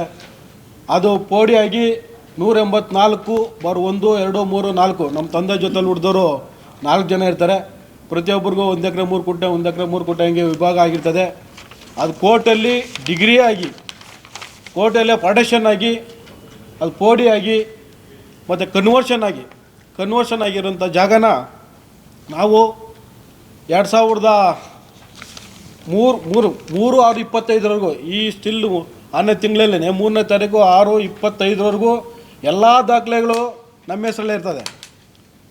ಅದೆಲ್ಲ ದಾಖಲೆಗಳು ನಮ್ಮ ಹೆಸರಲ್ಲಿರ್ತಕ್ಕಂಥ ಒಂದು ಜಾಗವನ್ನು ಇದೇ AC ಅಪೂರ್ವ ಬಿದ್ರಿಯವರು 4/6/25 ಆರ್ಡ್ರ್ ಮಾಡ್ತಾರೆ. ಜಯಲಕ್ಷ್ಮಿ ಅನ್ನೋರಿಗೆ ಆರ್ಡ್ರ್ ಮಾಡ್ತಾರೆ. ಆರ್ಡ್ರ್ ಮಾಡಿದ ದಿವಸನೇ RTC ಎಲ್ಲ ಆಗ್ಬಿಡುತ್ತೆ, ಚೇಂಜ್ ಆಗಿಬಿಡುತ್ತೆ, ಜಯಲಕ್ಷ್ಮಿ ಹೆಸರಿಗೆ ಚೇಂಜ್ ಆಗಿಬಿಡುತ್ತೆ. ಸರಿ, ನಮ್ಗೆ ಗೊತ್ತಾಗುತ್ತೆ. ನಮ್ಗೆ ಗೊತ್ತಾದ ಮೇಲೆ ಹೋಗ್ಬಿಟ್ಟು ಸ್ಪೆಷಲ್ ತಹಸೀಲ್ದಾರ್ ಹತ್ರ ಅಬ್ಜೆಕ್ಷನ್ ಕೊಟ್ಬಿಟ್ಟು, ಸರ್ ನಮ್ಮ ದಾಖಲೆಗಳು ಈ ಥರ ಆಗಿದೆ, ನಮ್ಗೆ ವಿತೌಟ್ ನೋಟಿಸು, ನಮಗೆ ಏನೂ ಮಾಹಿತಿ ಇಲ್ದ್ರೇ ಇದುವರೆಗೂ ನಮ್ಮ ಹೆಸರಲ್ಲಿ ಇರ್ತಕ್ಕಂಥ ದಾಖಲೆಗಳನ್ನ ಇವತ್ತು ಬೇರೆ ಒಬ್ಬರ ಹೆಸರಿಗೆ ವರ್ಗಾವಣೆ ಮಾಡಿದ್ದಾರೆ. ಏನು ಇದಕ್ಕೆ ಮೂಲ ಕಾರಣ ಇರಬೇಕು, ಹಾಗಾಗಿ ಇದಕ್ಕೆ ತಡೆಯನ್ನು ನೀಡಬೇಕು ನೀವು ಅಂತ ಅವರಲ್ಲಿ ನಾವು ಮನವಿಯನ್ನು ಕೊಡ್ತೇವೆ. ಮನವಿಯನ್ನು ಕೊಟ್ಟಿದ ತಕ್ಷಣ ಇವರು AC ಅವರು ಕರ್ಸ್ಕೊಂಡು ಅದನ್ನು ಮತ್ತೆ ನಮಗೆ 13/6/25 ನಮ್ಗೆ ರಿಟರ್ನ್ ಮಾಡ್ತಾರೆ. ನನಗೆ ಗೊತ್ತಿರಲಿಲ್ಲ, ಕನ್ವರ್ಷನ್ ಆಗಿರೋ ಜಾಗ ಅಂತ ಗೊತ್ತಿರಲಿಲ್ಲ, ನಾನು ತಪ್ಪು ಮಾಡಿದ್ದೀನಿ ಅಂಥೇಳಿ ನಮ್ಮನ್ನು ಕರ್ಸ್ಕೊಂಡು ನನ್ನ ಕಡೆಯಿಂದ ತಪ್ಪಾಗಿದೆ, ರೋಹಿಣಿ ಅಂದ್ಬಿಟ್ಟು ಕೇಸ್ ವರ್ಕರ್ ಇದ್ದಾಳೆ, ಅವಳು ಅಶ್ವಿನಿ ಅಂದ್ಬಿಟ್ಟು ಕೇಸ್ ವರ್ಕರ್ ಇದ್ದಾಳೆ, ಅವಳು ನಾನು ಮಿಸ್ಗೈಡ್ ಮಾಡಿಬಿಟ್ಲು, ಹಾಗಾಗಿ ನನ್ನ ಬಗ್ಗೆ ನಾನು ತಪ್ಪಾಗಿದೆ, ನಾನು ಸರ್ ಮಾಡಿಕೊಡ್ತೀನಿ ಅಂದ್ಬಿಟ್ಟು 13ನೇ ತಾರೀಕಿಗೆ ಮತ್ತೆ ನಮ್ಮ ಹೆಸರಿಗೆ ಆರ್ಡ್ರ್ ಮಾಡಿ ಸರ್ಟಿಫಿಕೇಟ್ ಕಾಪಿ ಕೊಡ್ತಾರೆ. ಆ ಸರ್ಟಿಫಿಕೇಟ್ ಕಾಪಿ ತಗೊಂಬಂದು ಮತ್ತೆ ಇಲ್ಲಿಗೆ ಸ್ಪೆಷಲ್ ಹತ್ರ ಬರ್ತೀರಿ. ಈ ಸ್ಪೆಷಲ್ ಅವರು 11ನೇ ತಾರೀಕು ಒಂದು ಕೇಸ್ ಹಾಕ್ಕೊತಾರೆ, RRT ಕೇಸ್ ಹಾಕ್ಕೊತಾರೆ. RRT ಕೇಸ್ ಹಾಕ್ಕೊಂಡು ನಮಗೆ ಮತ್ತೆ ಅವರು ಆರ್ಡ್ರ್ ಮಾಡಬೇಕಂತ. ಆರ್ಡ್ರ್ ಮಾಡಿದಾದ್ಮೇಲೆ 2 ದಿವಸ ರಜೆ ಹಾಕ್ಬಿಡ್ತಾರೆ, ಬರೋದೇ ಇಲ್ಲ. ಅವರಿಗೆ 3ನೇ ತಾರೀಕು ಮಾಡಿದ್ನ 3ನೇ ತಾರೀಕೇನೇ RTC ಮಾಡ್ತಾರೆ. ನಮಗೆ ಇವರು ಕೇಸ್ ತಗೊಂಡು RRT ಕೇಸ್ ತಗೊಂಡು AC ಆರ್ಡ್ರ್ ಮಾಡಿದ್ರ ಮೇಲೆ ಕೇಸ್ ತಗೊಂಡು 11ನೇ ತಾರೀಕು ಆರ್ಡ್ರ್ ಮಾಡಿ ಬರೀತಾರೆ ಮಾಡಬೇಕಂತ. ಮಾಡಿದಾದ್ಮೇಲೆ ಮತ್ತೆ ಕೇಸ್ 2 ದಿವಸ ರಜೆ ಹಾಕ್ಬಿಡ್ತಾರೆ. ಇವರು ಇಬ್ಬರೂ ಮಿಂಗಲಾಗಿ AC ಮೇಡಮು ಮತ್ತು ಇವರು ಸ್ಪೆಷಲ್ ತಹಸೀಲ್ದಾರು ಇಬ್ಬರೂ ಮಾತುಕತೆ ಮಾಡಿಕೊಂಡು ಇದನ್ನು ನಮಗೆ ಏನೇ RTC ಮತ್ತೆ ಚೇಂಜ್ ಮಾಡಿದ್ರೇ ಅವ್ರಿಗೆ ಕಾಲಾವಕಾಶ ಕೊಟ್ಟು ಮತ್ತೆ ಅವರು ಹೈಕೋರ್ಟಲ್ಲಿ ಹೋಗಿ ತಡೆಯಾಜ್ಞೆಯನ್ನು ತಗೊಂಡ್ಬಿಡ್ತಾರೆ. ಅಲ್ಲಿವರೆಗೂ ಇವರು ಡ್ರಾಮಾ ಆಡ್ಕೊಂಡಿರ್ತಾರೆ ಇವರಿಬ್ರು. ಇದರಲ್ಲಿ ಅಶ್ವಿನಿ ಅವರು ಪಾತ್ರ ಎಷ್ಟಿದೆಯೋ AC ಆಫೀಸಲ್ಲಿ ಇರ್ತಕ್ಕಂಥ ಕೇಸ್ ವರ್ಕರು, ಇಲ್ಲಿ ಕಂಪ್ಯೂಟ್ರ್ ಮಂಜು ಅನ್ನೋ ಒಬ್ಬ ಹುಡುಗ ಇರ್ತಾನೆ. ನಾನು ಫೋನ್ ಯಾಕೆ ಹಿಂಗಾಗಿದೆ ಅಂದ್ಬಿಟ್ಟು ಫೋನ್ ಮಾಡಿ ಕೇಳ್ತೀನಿ ನಾನು ಮೇಡಮ್ ಅವ್ರಿಗೆ, ಹೇಗೆ ಮೇಡಮ್ ಅವರ ಈ ಥರ ಆಗಿದೆ ಅಂದ್ಬಿಟ್ಟು. ನನ್ನ ಫೋನ್ ಕಾನ್ಫರೆನ್ಸಲ್ಲಿ ಇಬ್ಬರು ಕಿತ್ಲಾಡ್ತಾರೆ, ಯಾರು ಸ್ಪೆಷಲ್ ತಹಸೀಲ್ದಾರು ಮತ್ತು AC ಅವರು, ನನ್ನ ತಪ್ಪಿಲ್ಲ ಅಂತ. ಸ್ಪೆಷಲ್ ತಹಸೀಲ್ದಾರು ಹೇಳ್ತಾ ಇದ್ದಾರೆ, ಮೇಡಮ್ ಅವರ ಇವಾಗೂ ಮಾಡ್ಬೋದು, ನೀವು ಮಾಡಿ ಅಂತ. ನಾನು ಹೆಂಗ್ರಿ ಮಾಡೋದು, ಈ ಥರ ಇದಾಗಿದೆ ಅಂತ ಹೇಳ್ತಾರೆ. ನೀವು ಮಾಡ್ಬೋದು, ಮಾಡಿ, ನನ್ನ ಮೇಲೆ ಯಾಕೆ ಒತ್ತಾಗ್ತಿದ್ದೀರಿ ಅಂತ ಸ್ಪೆಷಲ್ ತಹಸೀಲ್ದಾರು ನನ್ನ ಮುಂದೆ ಕೇಳ್ತಾ ಇದ್ದಾರೆ. ನೀನು ಯಾಕೆ ಮಾಡಿದೆ, ನನಗೆ ಬಡ್ದಾಕ್ಬೇಕಾಯ್ತಲ್ಲ ನೀನೇ ಒಂದು ಆರ್ಡ್ರ್ ಮೇಲೆ ಹೆಂಗೆ ನೀನು ಎಂಟ್ರಿ ಮಾಡಿದೆ, ಸ್ಟೇನ ಹೆಂಗೆ ಎಂಟ್ರಿ ಮಾಡಿದೆ ನೀನು ಅಂತ ಅಯ್ಯಮ್ಮ ಇವ್ರು ಪ್ರಶ್ನೆ ಮಾಡ್ತಾರೆ. ಇವರಿಬ್ಬರು ಇದು ಮಾಡ್ಕೊಂಡಿರ್ತಾರೆ, ನನಗೆ ಗೊತ್ತೇ ಇಲ್ಲ ಅಂತ ಹೇಳ್ತಾರೆ. ಯಾರೋ ಸ್ಪೆಷಲ್ ಅವರು ಕೇಳಿದ್ದಕ್ಕೆ ನನಗೇನು ಒಂದು 20-30 ಫೈಲ್ ಇಟ್ಬಿಟ್ರು, ನಾನು ಸೈನ್ ಹಾಕ್ಬಿಟ್ಟೆ ಅಂತ ಹೇಳ್ತಾರೆ. ಅದೇ ಮಂಜುನಾಥ್ ಕೇಸವ್ರು ಇಲ್ಲಿ ಕಂಪ್ಯೂಟರ್ ಹುಡುಗ ಇದ್ದಾನೆ, ಏನಪ್ಪ ಈ ಥರ ಮಾಡಿದೆ ಅಂತ ಕೇಳಿದೆ. ಅಣ್ಣ ನಾವೆಲ್ಲ ಹೇಳಿರೋದು, ಅವರು ಖುದ್ದಾಗಿ ಎಲ್ಲ ಗೊತ್ತಣ್ಣ, ಅವ್ರಿಗೆ ಗೊತ್ತಿದ್ದೆ, ಅವ್ರು ತಪ್ಸ್ಕೊಂಡೋಗಿದ್ದಣ್ಣ, ನಾನೆಲ್ಲ ಮಾಹಿತಿ ಕೊಟ್ಟೆ, ಅವ್ರ ಹತ್ರ ಸೈನ್ ಹಾಕಿರೋದು ಅಂತ ಆ ಮಂಜುನಾಥ ಹೇಳ್ತಾನೆ ಖುದ್ದಾಗಿ. ಈ 4 ಜನ ಸೇರಿ ನಮ್ಗೆ ಕನ್ವರ್ಷನ್ ಆಗಿರೋಂಥ ಜಾಗನ ಇಷ್ಟೆಲ್ಲ ಇದು ಮಾಡಿಕೊಂಡು ನಮ್ಗೆ ಹೇಳಿ ಪ್ರತಿಯೊಂದೂ ನಮಗೆ ನೋಟಿಸ್, ನಮಗೇನು ಬೇಜಾರು ಅಂದರೆ ನಮ್ಮ ಜಾಗ ನಮಗೆ ಮಾಹಿತಿ ಇಳಿದ್ರೇ ವಿತೌಟ್ ನೋಟಿಸ್ ಇಲ್ದ್ರೇ ನೀವೆಲ್ಲ ಆರ್ಡರ್ಗಳು ಮಾಡಿ ಇಷ್ಟೆಲ್ಲ ನಮಗೆ ತೊಂದರೆ ಕೊಟ್ಟಂಥವ್ರನ್ನ ಇದೇ AC ಅವರು ಅಪೂರ್ವ ಬಿದಿಯವ್ರನ್ನ ಈ ಕೂಡ ನಾನು ಸರ್ಕಾರಕ್ಕೆ ಮನವಿ ಮಾಡ್ಕೊತೇನೆ. ಈ ಕೂಡಲೇ ಸೇವೆಯಿಂದ ವಜಾ ಮಾಡಿ ನಮಗೆ ನ್ಯಾಯವನ್ನು ದೊರಸ್ಕೊಡೋವರೆಗೂ ನಾವು ಇಂದು ಪ್ರತಿಭಟನೆಯನ್ನು ಮುಂದುವರಿಸ್ತೀವಿ. ಅದು ಏನೇ ಇದಿರಲಿ, ನಮಗೆ ಮತ್ತೆ ನಮ್ಮ ಜಮೀನು ನಮ್ಗೆ ಸಿಗೋವರೆಗೂ ನಮ್ಮ ಪ್ರಾಣ ಹೋದರೂ ಸರಿ ನಾವು ಈ ಪ್ರತಿಭಟನೆಯನ್ನು ನಿಲ್ಲಿಸೋದಿಲ್ಲ. ಹಾಗಾಗಿ ಸರ್ಕಾರದವರು ಕೂಡಲೇ ಈ ಒಂದು ನಮಗೆ ಅನ್ಯಾಯ ಮಾಡೋದಂಥ ಈ ಅಪೂರ್ವ ಬಿದಿಯವ್ರನ್ನ ಸೇವೆಯಿಂದ ವಜಾಗೊಳಿಸೋವರೆಗೂ ನಮ್ಮ ಹೋರಾಟ ನಿಲ್ಲ ಅಂತ ಹೇಳ್ತಾ ಈ ಮೂಲಕ ತಮ್ಮಲ್ಲಿ ಮನವಿ ಮಾಡ್ಕೊಳ್ತೇನೆ.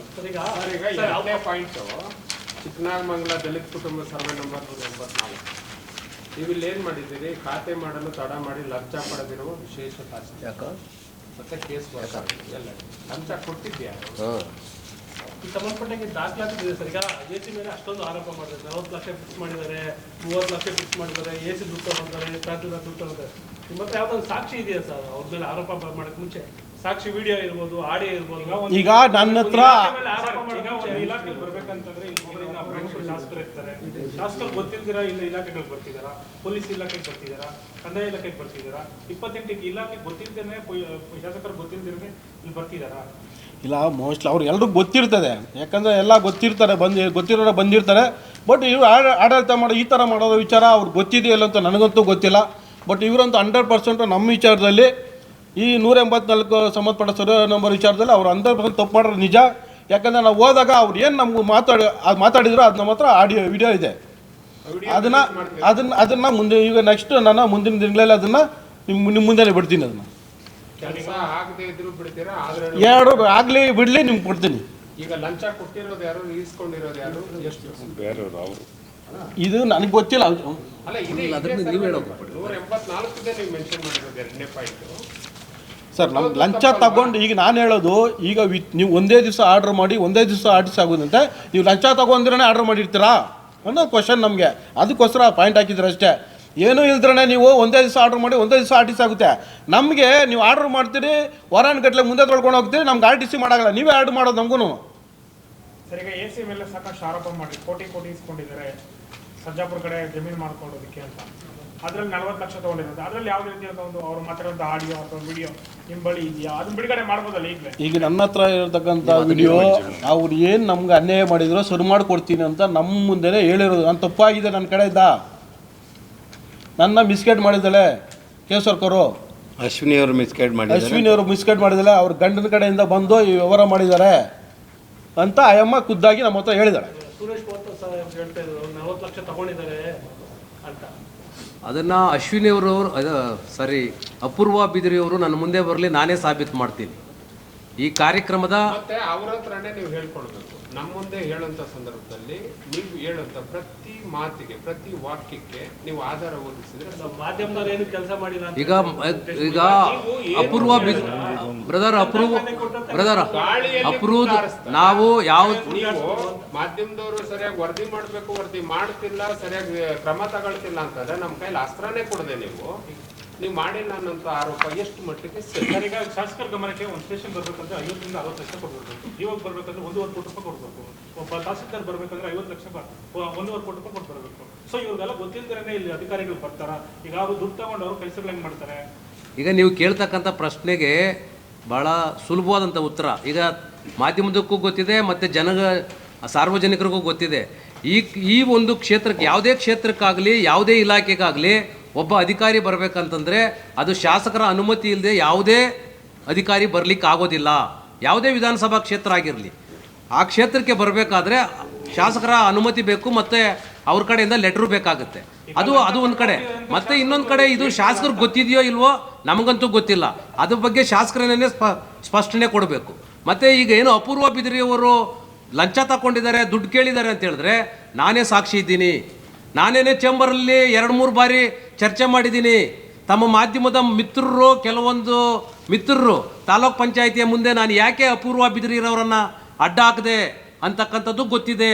ಯಾಕೆ ಅಪೂರ್ವ ಬಿದಿರಿಯವರು ಅಲ್ಲಿ ನುಣ್ಚ್ಕೊಂಡು ಸರ್ಕಾರಿ ವಾಹನದಲ್ಲಿ ಬಂದಿರತಕ್ಕಂಥವ್ರು ಅವ್ರು ಯಾಕೆ ಪ್ರೈವೇಟ್ ಗಾಡಿ ಮಾಡ್ಕೊಂಡು ಹೋದರು, ಅದರ ಮಧ್ಯದಲ್ಲಿ ಅವರು ಮಾತುಕತೆಗೆ ಯಾಕೆ ಅವರ ದಲ್ಲಾಳಿ ಚೇಳಗಳನ್ನು, ಕೆಲವು ದಲ್ಲಾಳಿಗಳಿದಾರಲ್ಲ ಅವ್ರಿಗೆ ಈ ತಾಲೂಕಲ್ಲಿ ಸುಮಾರು ಜನ ದಲ್ಲಾಳಿಗಳಿದ್ದಾರೆ. ನಮ್ಗೆ ಹೆಸರುಗಳು ಗೊತ್ತಿಲ್ಲ, ಯಾವನ ಹೆಸರು ಹೇಳ್ಕೊಂಡು ನಮಗೇನು ಬೇಕಾಗಿಲ್ಲ. ಅಪೂರ್ವ ಬಿದಿರಿ ಆಕೆ ಒಬ್ಬ ಲಿಂಗಾಯತ್ ಸಮುದಾಯದ ಹೆಣ್ಣುಮಗಳು.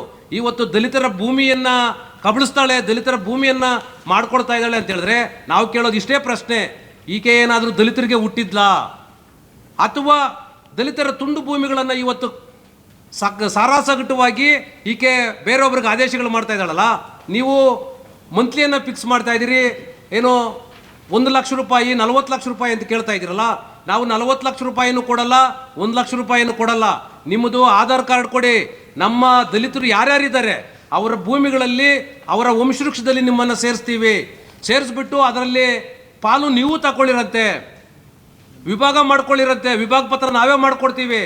ನಮ್ಮ ವಂಶದಲ್ಲಿ ನಮ್ಮ ವಂಶಸ್ಥರು, ನಮ್ಮ ಪೂರ್ವಿಕರು, ನಮ್ಮ ಪೂರ್ವಜರು ಏನು ಈ ದ್ರಾವಿಡ ಸಮುದಾಯ ಇದೆಯಲ್ಲ, ಈ ದ್ರಾವಿಡ ಸಮುದಾಯದಲ್ಲಿ ಹುಟ್ಟಿದಿರ್ತಕ್ಕಂಥ ಹೆಣ್ಣು ಮಗಳಿಗೆ ನಾವು ಒಂದು ಪಾಲು ಕೊಟ್ಟಿದ್ದೀವಿ ಅಂತಕ್ಕಂಥದ್ದನ್ನು ನಾವು ಹೇಳ್ತೀವಿ. ಅಪೂರ್ವ ಬಿದಿರಿರವರು ಈ ಹಿಂದೆ ಇದ್ದಂಥ ಏನು ಎಸಿಗಳಿದಾರಲ್ಲ ಅವ್ರಿಗೆಲ್ರಿಗೂ ವಿಭಿನ್ನವಾಗಿದ್ದಾಳೆ. ಇವತ್ತು ಸರ್ಕಾರಕ್ಕೆ ಕಂದಾಯ ಸಚಿವರಿಗೇನೆ ಸಡ್ಡು ಹೊಡಿತಕ್ಕಂಥ ಕೆಲಸ ಮಾಡ್ತಾ ಇದ್ದಾಳೆ. ಇದರ ಹಿಂದೆ ಏನು ಈ ಬೆಂಗಳೂರು ನಗರ ಜಿಲ್ಲಾ ಉಸ್ತುವಾರಿ ಸಚಿವರಾಗಿರ್ತಕ್ಕಂಥ DK ಶಿವಕುಮಾರ್ ಅವರಿದ್ದಾರೆ. ಇವತ್ತು ಗ್ರೇಟರ್ ಬೆಂಗಳೂರಿನ ಹೆಸರಿನಲ್ಲಿ ದಲಿತರ ಭೂಮಿಯನ್ನು ಆನೇಕಲ್ ತಾಲೂಕಲ್ಲಿ ನಿರ್ನಾಮ ಮಾಡಲಿಕ್ಕೆ ಸಾವಿರಾರು ಎಕರೆ ಭೂಮಿಯನ್ನು KDB KHB ಈಗ ತಮ್ಮ ಮುಂದೆ ತಮಗೆ ಗೊತ್ತಿದೆ. ಮುತ್ತಾನಲ್ಲವರು ನಾರಾಯಣಘಟ್ಟ ಈ ಭಾಗದಲ್ಲಿರ್ತಕ್ಕಂಥ ಕೃಷಿ ಫಲವತ್ತಾದಂಥ ಭೂಮಿಯನ್ನು KHBಗೆ ತೆಗೆದುಕೊಂಡು ಆ ಭಾಗದಲ್ಲಿರ್ತಕ್ಕಂಥ ರೈತರ ಹೊಟ್ಟೆ ಮೇಲೆ ಹೊಡೆದಿರ್ತಕ್ಕಂಥದ್ದು ಇದೇ ಸರ್ಕಾರ ಅಂತಕ್ಕಂಥದ್ದು ಸ್ಪಷ್ಟವಾಗಿ ಗೊತ್ತಿದೆ. ಅದಕ್ಕೆ ಅಧಿಕಾರಿಗಳು ಸಹ ಶಾಮೀಲಾಗಿದ್ದಾರೆ. ಇಲ್ಲಿ ಗ್ರೇಟರ್ ಬೆಂಗಳೂರಿನ ಹೆಸರಿನಲ್ಲಿ ಇಲ್ಲಿರ್ತಕ್ಕಂಥ ಮೀಸಲು ಕ್ಷೇತ್ರದಲ್ಲಿರ್ತಕ್ಕಂಥ ದಲಿತರನ್ನು ನಿರ್ನಾಮ ಮಾಡಲಿಕ್ಕೆ ಬಂದಿರತಕ್ಕಂಥ ಅಪೂರ್ವ ಬಿದಿರಿ ಮತ್ತು ಅಪೂರ್ವ ಬಿದಿರಿಯ ಸೆರಗಿನ ಹಿಂದೆ ಇರ್ತಕ್ಕಂಥ ಜಿಲ್ಲಾ ಉಸ್ತುವಾರಿ ಸಚಿವರು ಇದನ್ನೆಲ್ಲ ಮಾಡ್ತಾ ಇದ್ದಾರೆ. ಅದರಿಂದ ದಯವಿಟ್ಟು ಸರ್ಕಾರ ಈ ಕೂಡಲೇ ಮುಖ್ಯಮಂತ್ರಿಗಳು ಆದಂಥ ಸಿದ್ದರಾಮಯ್ಯನವರ ಮೇಲೆ ಬಹಳ ಗೌರವ ಇದೆ ನಮಗೆ. ಅವರ ಜೊತೆಯಲ್ಲಿರ್ತಕ್ಕಂಥ ಅವರ ಸಹಪಾಠಿಗಳು ಏನು ಅನೇಕ ಸಚಿವರಿದ್ದಾರೆ, ಪರಮೇಶ್ವರ್ ಅವರು, HC ಮಹದೇವಪ್ಪನವರು, ಪಾಟೀಲ್ರವರು, ಇನ್ನೂ ಅನೇಕ ಪ್ರಿಯಾಂಕ ಖರ್ಗೆ ಇಂಥ ಸಚಿವರಿದ್ದಾರೆ. ತಾವು ದಯಮಾಡಿ ಇಂಥ ಅಧಿಕಾರಿಗಳನ್ನು ಮನೆಗೆ ಕಳಿಸ್ತಕ್ಕಂಥ ಕೆಲಸವನ್ನು ಮಾಡಿ ಅಂತಕ್ಕಂಥದ್ದೇ ನಮ್ಮ ಒತ್ತಾಯ.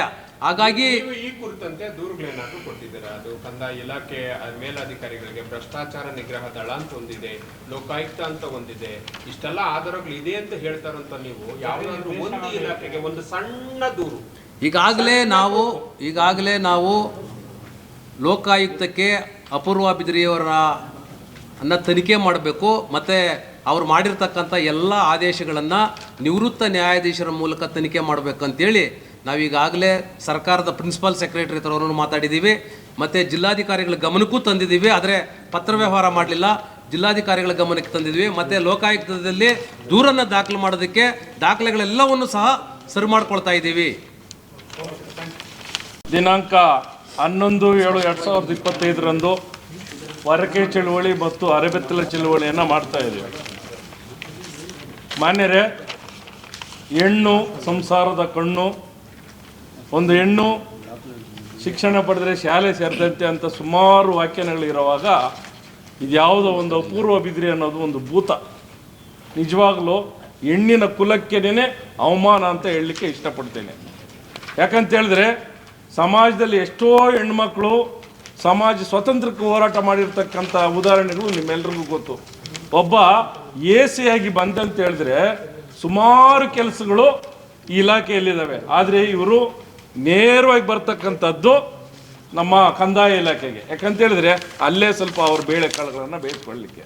ಹಾಗಾಗಿ ಸುಮಾರು ಇವತ್ತಿನ ದಿವಸ ಎಷ್ಟೋ ಹಳ್ಳಿಗಳಲ್ಲಿ ದಲಿತರಿಗೆ ಸ್ಮಶಾನಗಳಿಲ್ಲ, ಅದ್ರ ಬಗ್ಗೆ ಅವ್ರ ಕಾಳಜಿ ಇಲ್ಲ. ಆದರೆ ಈ ಒಂದು ಮಾತನ್ನು ಹೇಳಲಿಕ್ಕೆ ಇಷ್ಟಪಡ್ತೀನಿ. ಏನಂತ ಹೇಳಿದ್ರೆ, ವೆಂಕಟೇಶ್ ಅವರು ಶಾಂತಿಪುರದ ಮಾಜಿ ಅಧ್ಯಕ್ಷರು, ಹಾಲಿ ಸದಸ್ಯರು ಮತ್ತು ಪ್ರಜ್ಞಾವಂತರು. ಇಂಥವ್ರಿಗೆ ಇವರು ಇಷ್ಟೊಂದು ಅವರ ಭೂಮಿಯನ್ನೇ ಕಬಳಿಕೆ ಮಾಡಿದ್ದಾರೆ ಅಥವಾ ಇನ್ನೊಬ್ಬರಿಗೆ ಆರ್ಡರ್ ಮಾಡಿದ್ದಾರೆ ಅಂತ ಹೇಳಿದ್ರೆ, ಇನ್ನು ಸ್ವಲ್ಪ ಇರ್ತಕ್ಕಂಥ ತುಂಡು ಭೂಮಿಗಳನ್ನು ಇಟ್ಕೊಂಡಿರ್ತಕ್ಕಂಥ ಬಡವರ ಪಾಡೇನೋ.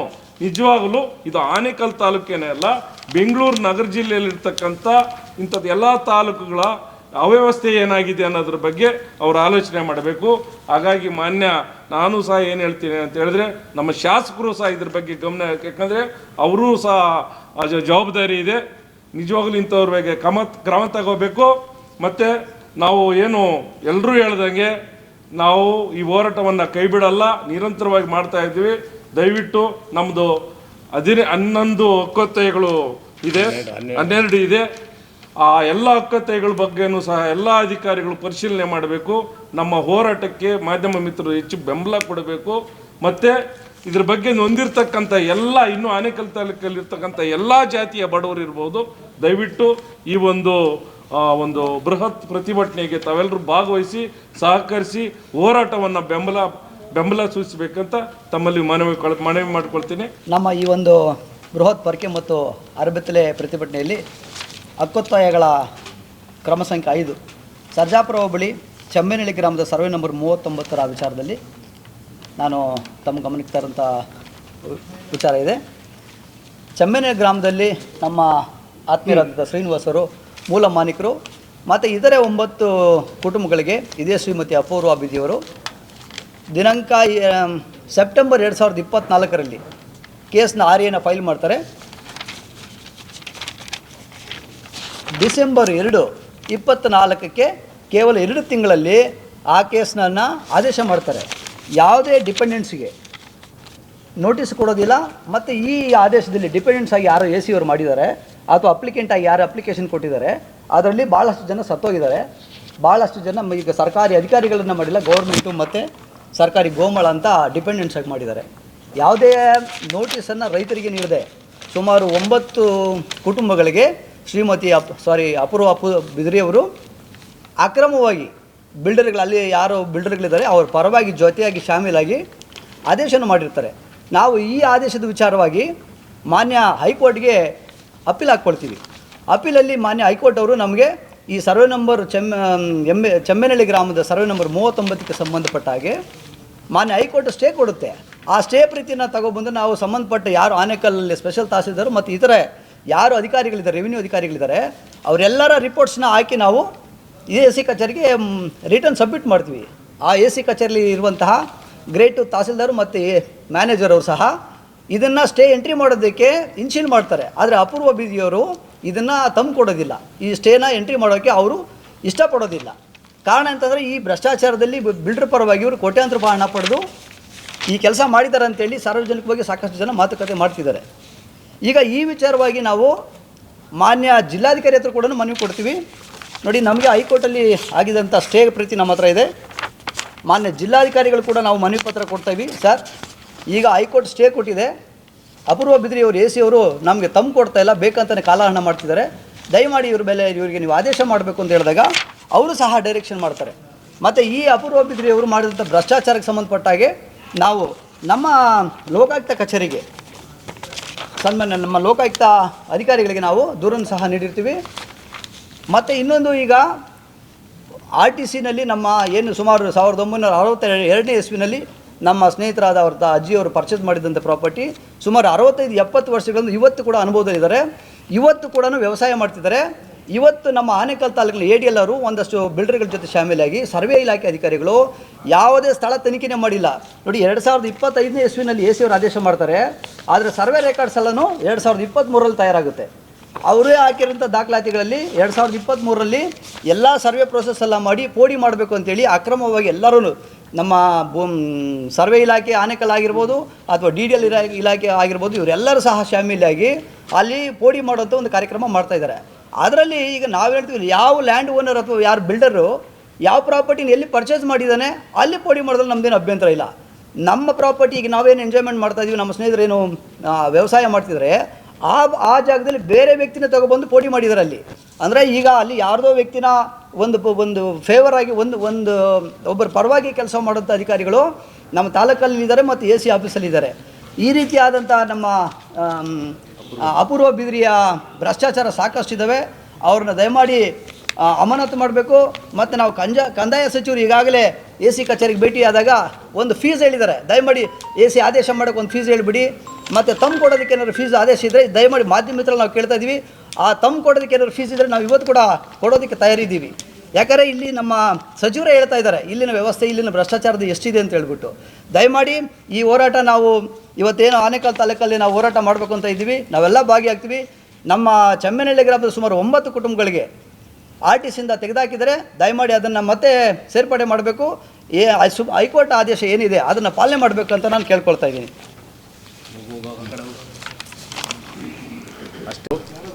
2025ರಂದು ಆನೇಕಲ್ ಟೌನಲ್ಲಿ ವೆಂಕಟೇಶ್ವರ ಚಿತ್ರಮಂದಿರದಿಂದ ತಾಲೂಕು ಕಚೇರಿವರೆಗೂ ಪರ್ಕೆ ಮತ್ತು ಅರಬೆತ್ತಲೆ ಪ್ರತಿಭಟನೆ ಕಾರ್ಯಕ್ರಮವನ್ನು ಹಮ್ಮಿಕೊಂಡಿದ್ದು, ಇದುವರೆಗೂ ಹೆಣ್ಣು ಮಕ್ಕಳಿಗೆ ಬಾಬಾ ಸಾಹೇಬ್ ಅಂಬೇಡ್ಕರ್ ಭಾಳ ಗೌರವ ಕೊಡ್ತಾಯಿದ್ರು.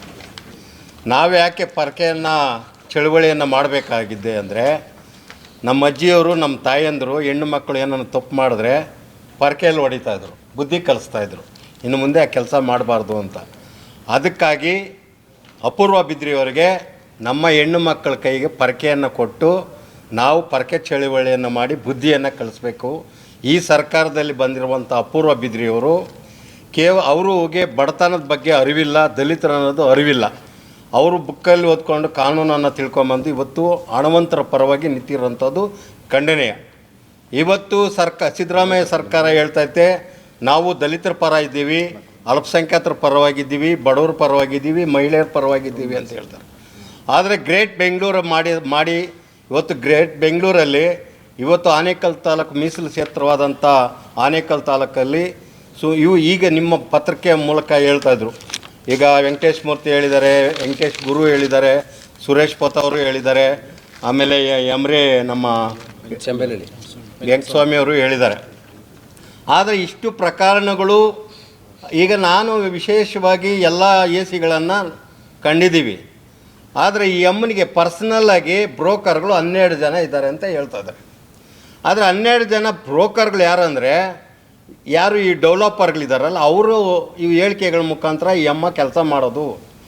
ಆದರೆ ಇವತ್ತು ಬೆಂಗಳೂರಿಗೆ ಹತ್ತಿರ ಇರುವಂಥ ಆನೇಕಲ್ ತಾಲೂಕು 25 ಕಿಲೋಮೀಟ್ರ್ ಅಂತರದಲ್ಲಿ ವಿಧಾನಸೌಧ ಹತ್ತಿರ ಇರುವಂಥ ತಾಲೂಕಲ್ಲಿ, ಅದು ಗ್ರೇಟ್ ಬೆಂಗಳೂರಲ್ಲಿರುವಂಥ ತಾಲೂಕಲ್ಲಿ ಇವತ್ತು ಈ ಅನ್ಯಾಯ ನಡೀತದೆ ಅಂದರೆ ನಾವು ನೋಡ್ಕೊಂಡು ಸುಮ್ಮನೆ ಕೂತ್ಕೊಳ್ಳೋಕ್ಕಾಗಲ್ಲ. ಅದಕ್ಕಾಗಿ ಇವತ್ತು ಈ ಪರ್ಕೆ ಚಳುವಳಿ ಯಾಕೆ ಮಾಡ್ತೀವಿ ಅಂದರೆ, ಯಾವ ಹೆಣ್ಣು ಮಗಳು ಈ ಕರ್ನಾಟಕ ರಾಜ್ಯದಲ್ಲಿ ಯಾವುದೇ ತಪ್ಪು ಮಾಡಿದ್ರೆ ಮಾಡಬಾರ್ದು ಅಂತ ಈ ಮುನ್ನೆಚ್ಚರಿಕೆ ಕೊಡಬೇಕು ಅಂತೇಳಿ ಈ ಪರ್ಕೆ ಚಳುವಳಿಯನ್ನು ಮಾಡ್ತಾ ಇರೋದು.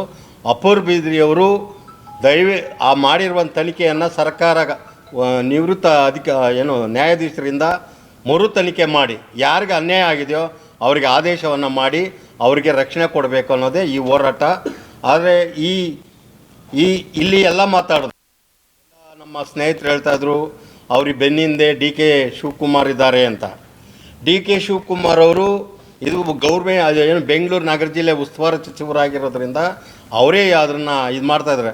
ಇಂಥ ಸಚಿವರು ದಲಿತ ವಿರೋಧಿತನ ಇರುವಂಥ ಸಚಿವರು ಇದ್ದರೆ ನಾವು ಖಂಡಿತ ಅವ್ರ ಮುಂದೆನೂ ಕೂಡ ಪರ್ಕೆ ಚಳುವಳಿಯನ್ನು ಮಾಡೋದಕ್ಕೆ ನಾವು ತಯಾರಿದ್ದೀವಿ. ಯಾಕೆಂದರೆ ದಲಿತರ ಸಿಟ್ಟು ನೆತ್ತಿಗೆ ಏರಿದರೆ ಎಲ್ಲರೂ ಚೂರು ಅಂತ ನಮ್ಮ ದಲಿತ ಚಳುವಳಿ ನಾಯಕರುಗಳು ಹೇಳಿದ್ದಾರೆ.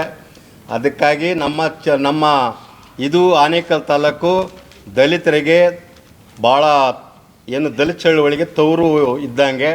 ಈ ತವರು ತಾಲೂಕಲ್ಲೇ ನಾವು ಪರ್ಕೆ ಚಳುವಳಿಯನ್ನು ಪ್ರಾರಂಭ ಮಾಡ್ತಾಯಿದ್ದೀವಿ. ಈಗ ಎಲ್ಲರೂ ಹೇಳಿದ್ದಾರೆ DC ಅವರು ಬರೋವರೆಗೂ ನಾವು ಆ ಚಳುವಳಿಯನ್ನು ಕೈ ಬಿಡೋದಿಲ್ಲ ಅಂತ. ಅದಕ್ಕಾಗಿ ಈ ಚಳುವಳಿಗೆ ಅಂದನಹಳ್ಳಿಯಲ್ಲಿ ಅಂಬೇಡ್ಕರ್ ಭವನಕ್ಕೆ ಒಂದು ತೀರ್ಮಾನವಾಗಿದೆ. ಏನು 21 ಗುಂಟೆ ಜಮೀನಿದೆ ಅಲ್ಲಿ, ಸರ್ಕಾರ ಕಂದಾಯ ಇಲಾಖೆಗೆ ಸಂಬಂಧಪಟ್ಟಿದ್ದು. ಆದರೆ ಅಲ್ಲಿ PDO ಮತ್ತು ಗ್ರಾಮ ಪಂಚಾಯತಿ ಎಂಟ್ರಿ ಆಗಿ ನಮಗೆ ಅಂಬೇಡ್ಕರ್ ಭವನಿಗೆ 3 ಗುಂಟೆ ಕೊಡ್ತೀವಿ ಅಂತ. ಆದರೆ ಇದು ಕಂದಾಯ ಇಲಾಖೆ ಆಗಿರೋದ್ರಿಂದ ಮಾನ್ಯ ತಹಸೀಲ್ದಾರ್ ಅವರೇ ಇದ್ರ ಗಮನ ಹರಿಸ್ಕೊಂಡು ಅಂಬೇಡ್ಕರ್ ಭವನ ಇದ್ದರೆ ಆ ಊರು ಏಳಿಗೆ ಆಗ್ತದೆ, ಗ್ರಂಥಾಲಯ ಇರ್ತದೆ, ಎಲ್ಲರಿಗೂ ಅನುಕೂಲ ಆಗ್ತದೆ. ಯಾರು ವಿರೋಧ ಮಾಡೋಂಥ ಕೆಲಸ ಮಾಡಬಾರ್ದು. ಅದು ಕೂಡ ಈ ಹೋರಾಟದಲ್ಲಿ ಪ್ರಮುಖವಾದಂಥ ಅಜೆಂಡಾ ಆಗಿರ್ತದೆ. ಬಿಕ್ಕನಹಳ್ಳಿಯಲ್ಲಿ ಬುದ್ಧಾವರಕ್ಕೆ ಜಾಗವನ್ನು ಕೇಳಿದ್ವಿ, ಅದು ಕೂಡ ಮಂಜೂರಾತಿ ಮಾಡಬೇಕಾಗಿದೆ. ಈ 12 ಅಜೆಂಡಾಗಳಿದ್ದಾವೋ ಅವೆಲ್ಲ ಸಕ್ಸಸ್ ಆಗೋವರೆಗೂ ನಮ್ಮ ಹೋರಾಟ ನಿಲ್ಲೋದಿಲ್ಲ. ಈ ಹೋರಾಟಕ್ಕೆ ಅಂಬೇಡ್ಕರ್ ಅವರ ಸಂವಿಧಾನದಲ್ಲಿ ಕಾರ್ಯಾಂಗ, ನ್ಯಾಯಾಂಗ, ಶಾಸಕಾಂಗ, ಅದರಲ್ಲಿ ವಿಶೇಷವಾಗಿ ಪತ್ರಕರ್ತರಿಗೆ, ಮಾಧ್ಯಮದವರಿಗೆ ಅವಕಾಶ ಕೊಟ್ಟಿದ್ದಾರೆ. ನೀವು ಭ್ರಷ್ಟಾಚಾರವನ್ನು ಭ್ರಷ್ಟಾಚಾರವನ್ನು ನಿರ್ಮೂಲನೆ ಮಾಡೋದಕ್ಕೆ ಮೊದಲನೇ ಪಾತ್ರ ಮಾಧ್ಯಮದವರು. ಅದಕ್ಕಾಗಿ ಮಾಧ್ಯಮವ್ರ ಮುಂದೆ ಈ ಪರಕೆಯನ್ನು ಪ್ರದರ್ಶನ ಮಾಡಿದ್ದೀವಿ. ಯಾರು ಪರಕೆಗಳು ಇವತ್ತು ಭಾಳ ವರ್ಷಗಳಿಂದ ಇದು ನಡೆದಿರೋದು. ಈ ಪರಕೆ ಚಳುವಳಿ ಈ ಕರ್ನಾಟಕದಲ್ಲಿ ಮೊದಲನೇದೇ ಆಗಿರ್ತದೆ. ಅದಕ್ಕಾಗಿ ನೀವೆಲ್ಲರೂ ಪ್ರೋತ್ಸಾಹ ಕೊಡಬೇಕು. ಇಂಥ ಭ್ರಷ್ಟಾಧಿಕಾರಿಯನ್ನು ಜನರು ಬರಬೇಕು. ಈ ಹೋರಾಟಕ್ಕೆ ವಾಲಂಟಿಯರ್ಗೆ ಬರ್ತಾ ಇದ್ದಾರೆ.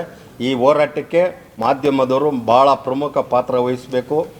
ಇಂಥ ಭ್ರಷ್ಟಾಧಿಕಾರಿಗಳು ಮತ್ತು ಏನು ತಾಲೂಕು ದಂಡಾಧಿಕಾರಿಗಳಾಗಿರ್ಬೋದು, ಯಾರೇ ಆಗಿರ್ಬೋದು, ಈ ತಾಲೂಕಲ್ಲಿ ಭ್ರಷ್ಟಾಚಾರ ಮಾಡಿರೋದನ್ನು ಸಂಪೂರ್ಣವಾಗಿ ದಲಿತ ಮತ್ತು ಪ್ರಗತಿಪರ ಚಳುವಳಿ ಹೋರಾಟ ಯಾವತ್ತೂ ನಿರಂತರವಾಗಿ ಅವ್ರ ವಿರುದ್ಧವಾಗಿರ್ತದೆ. ಜೈ ಭೀಮ್.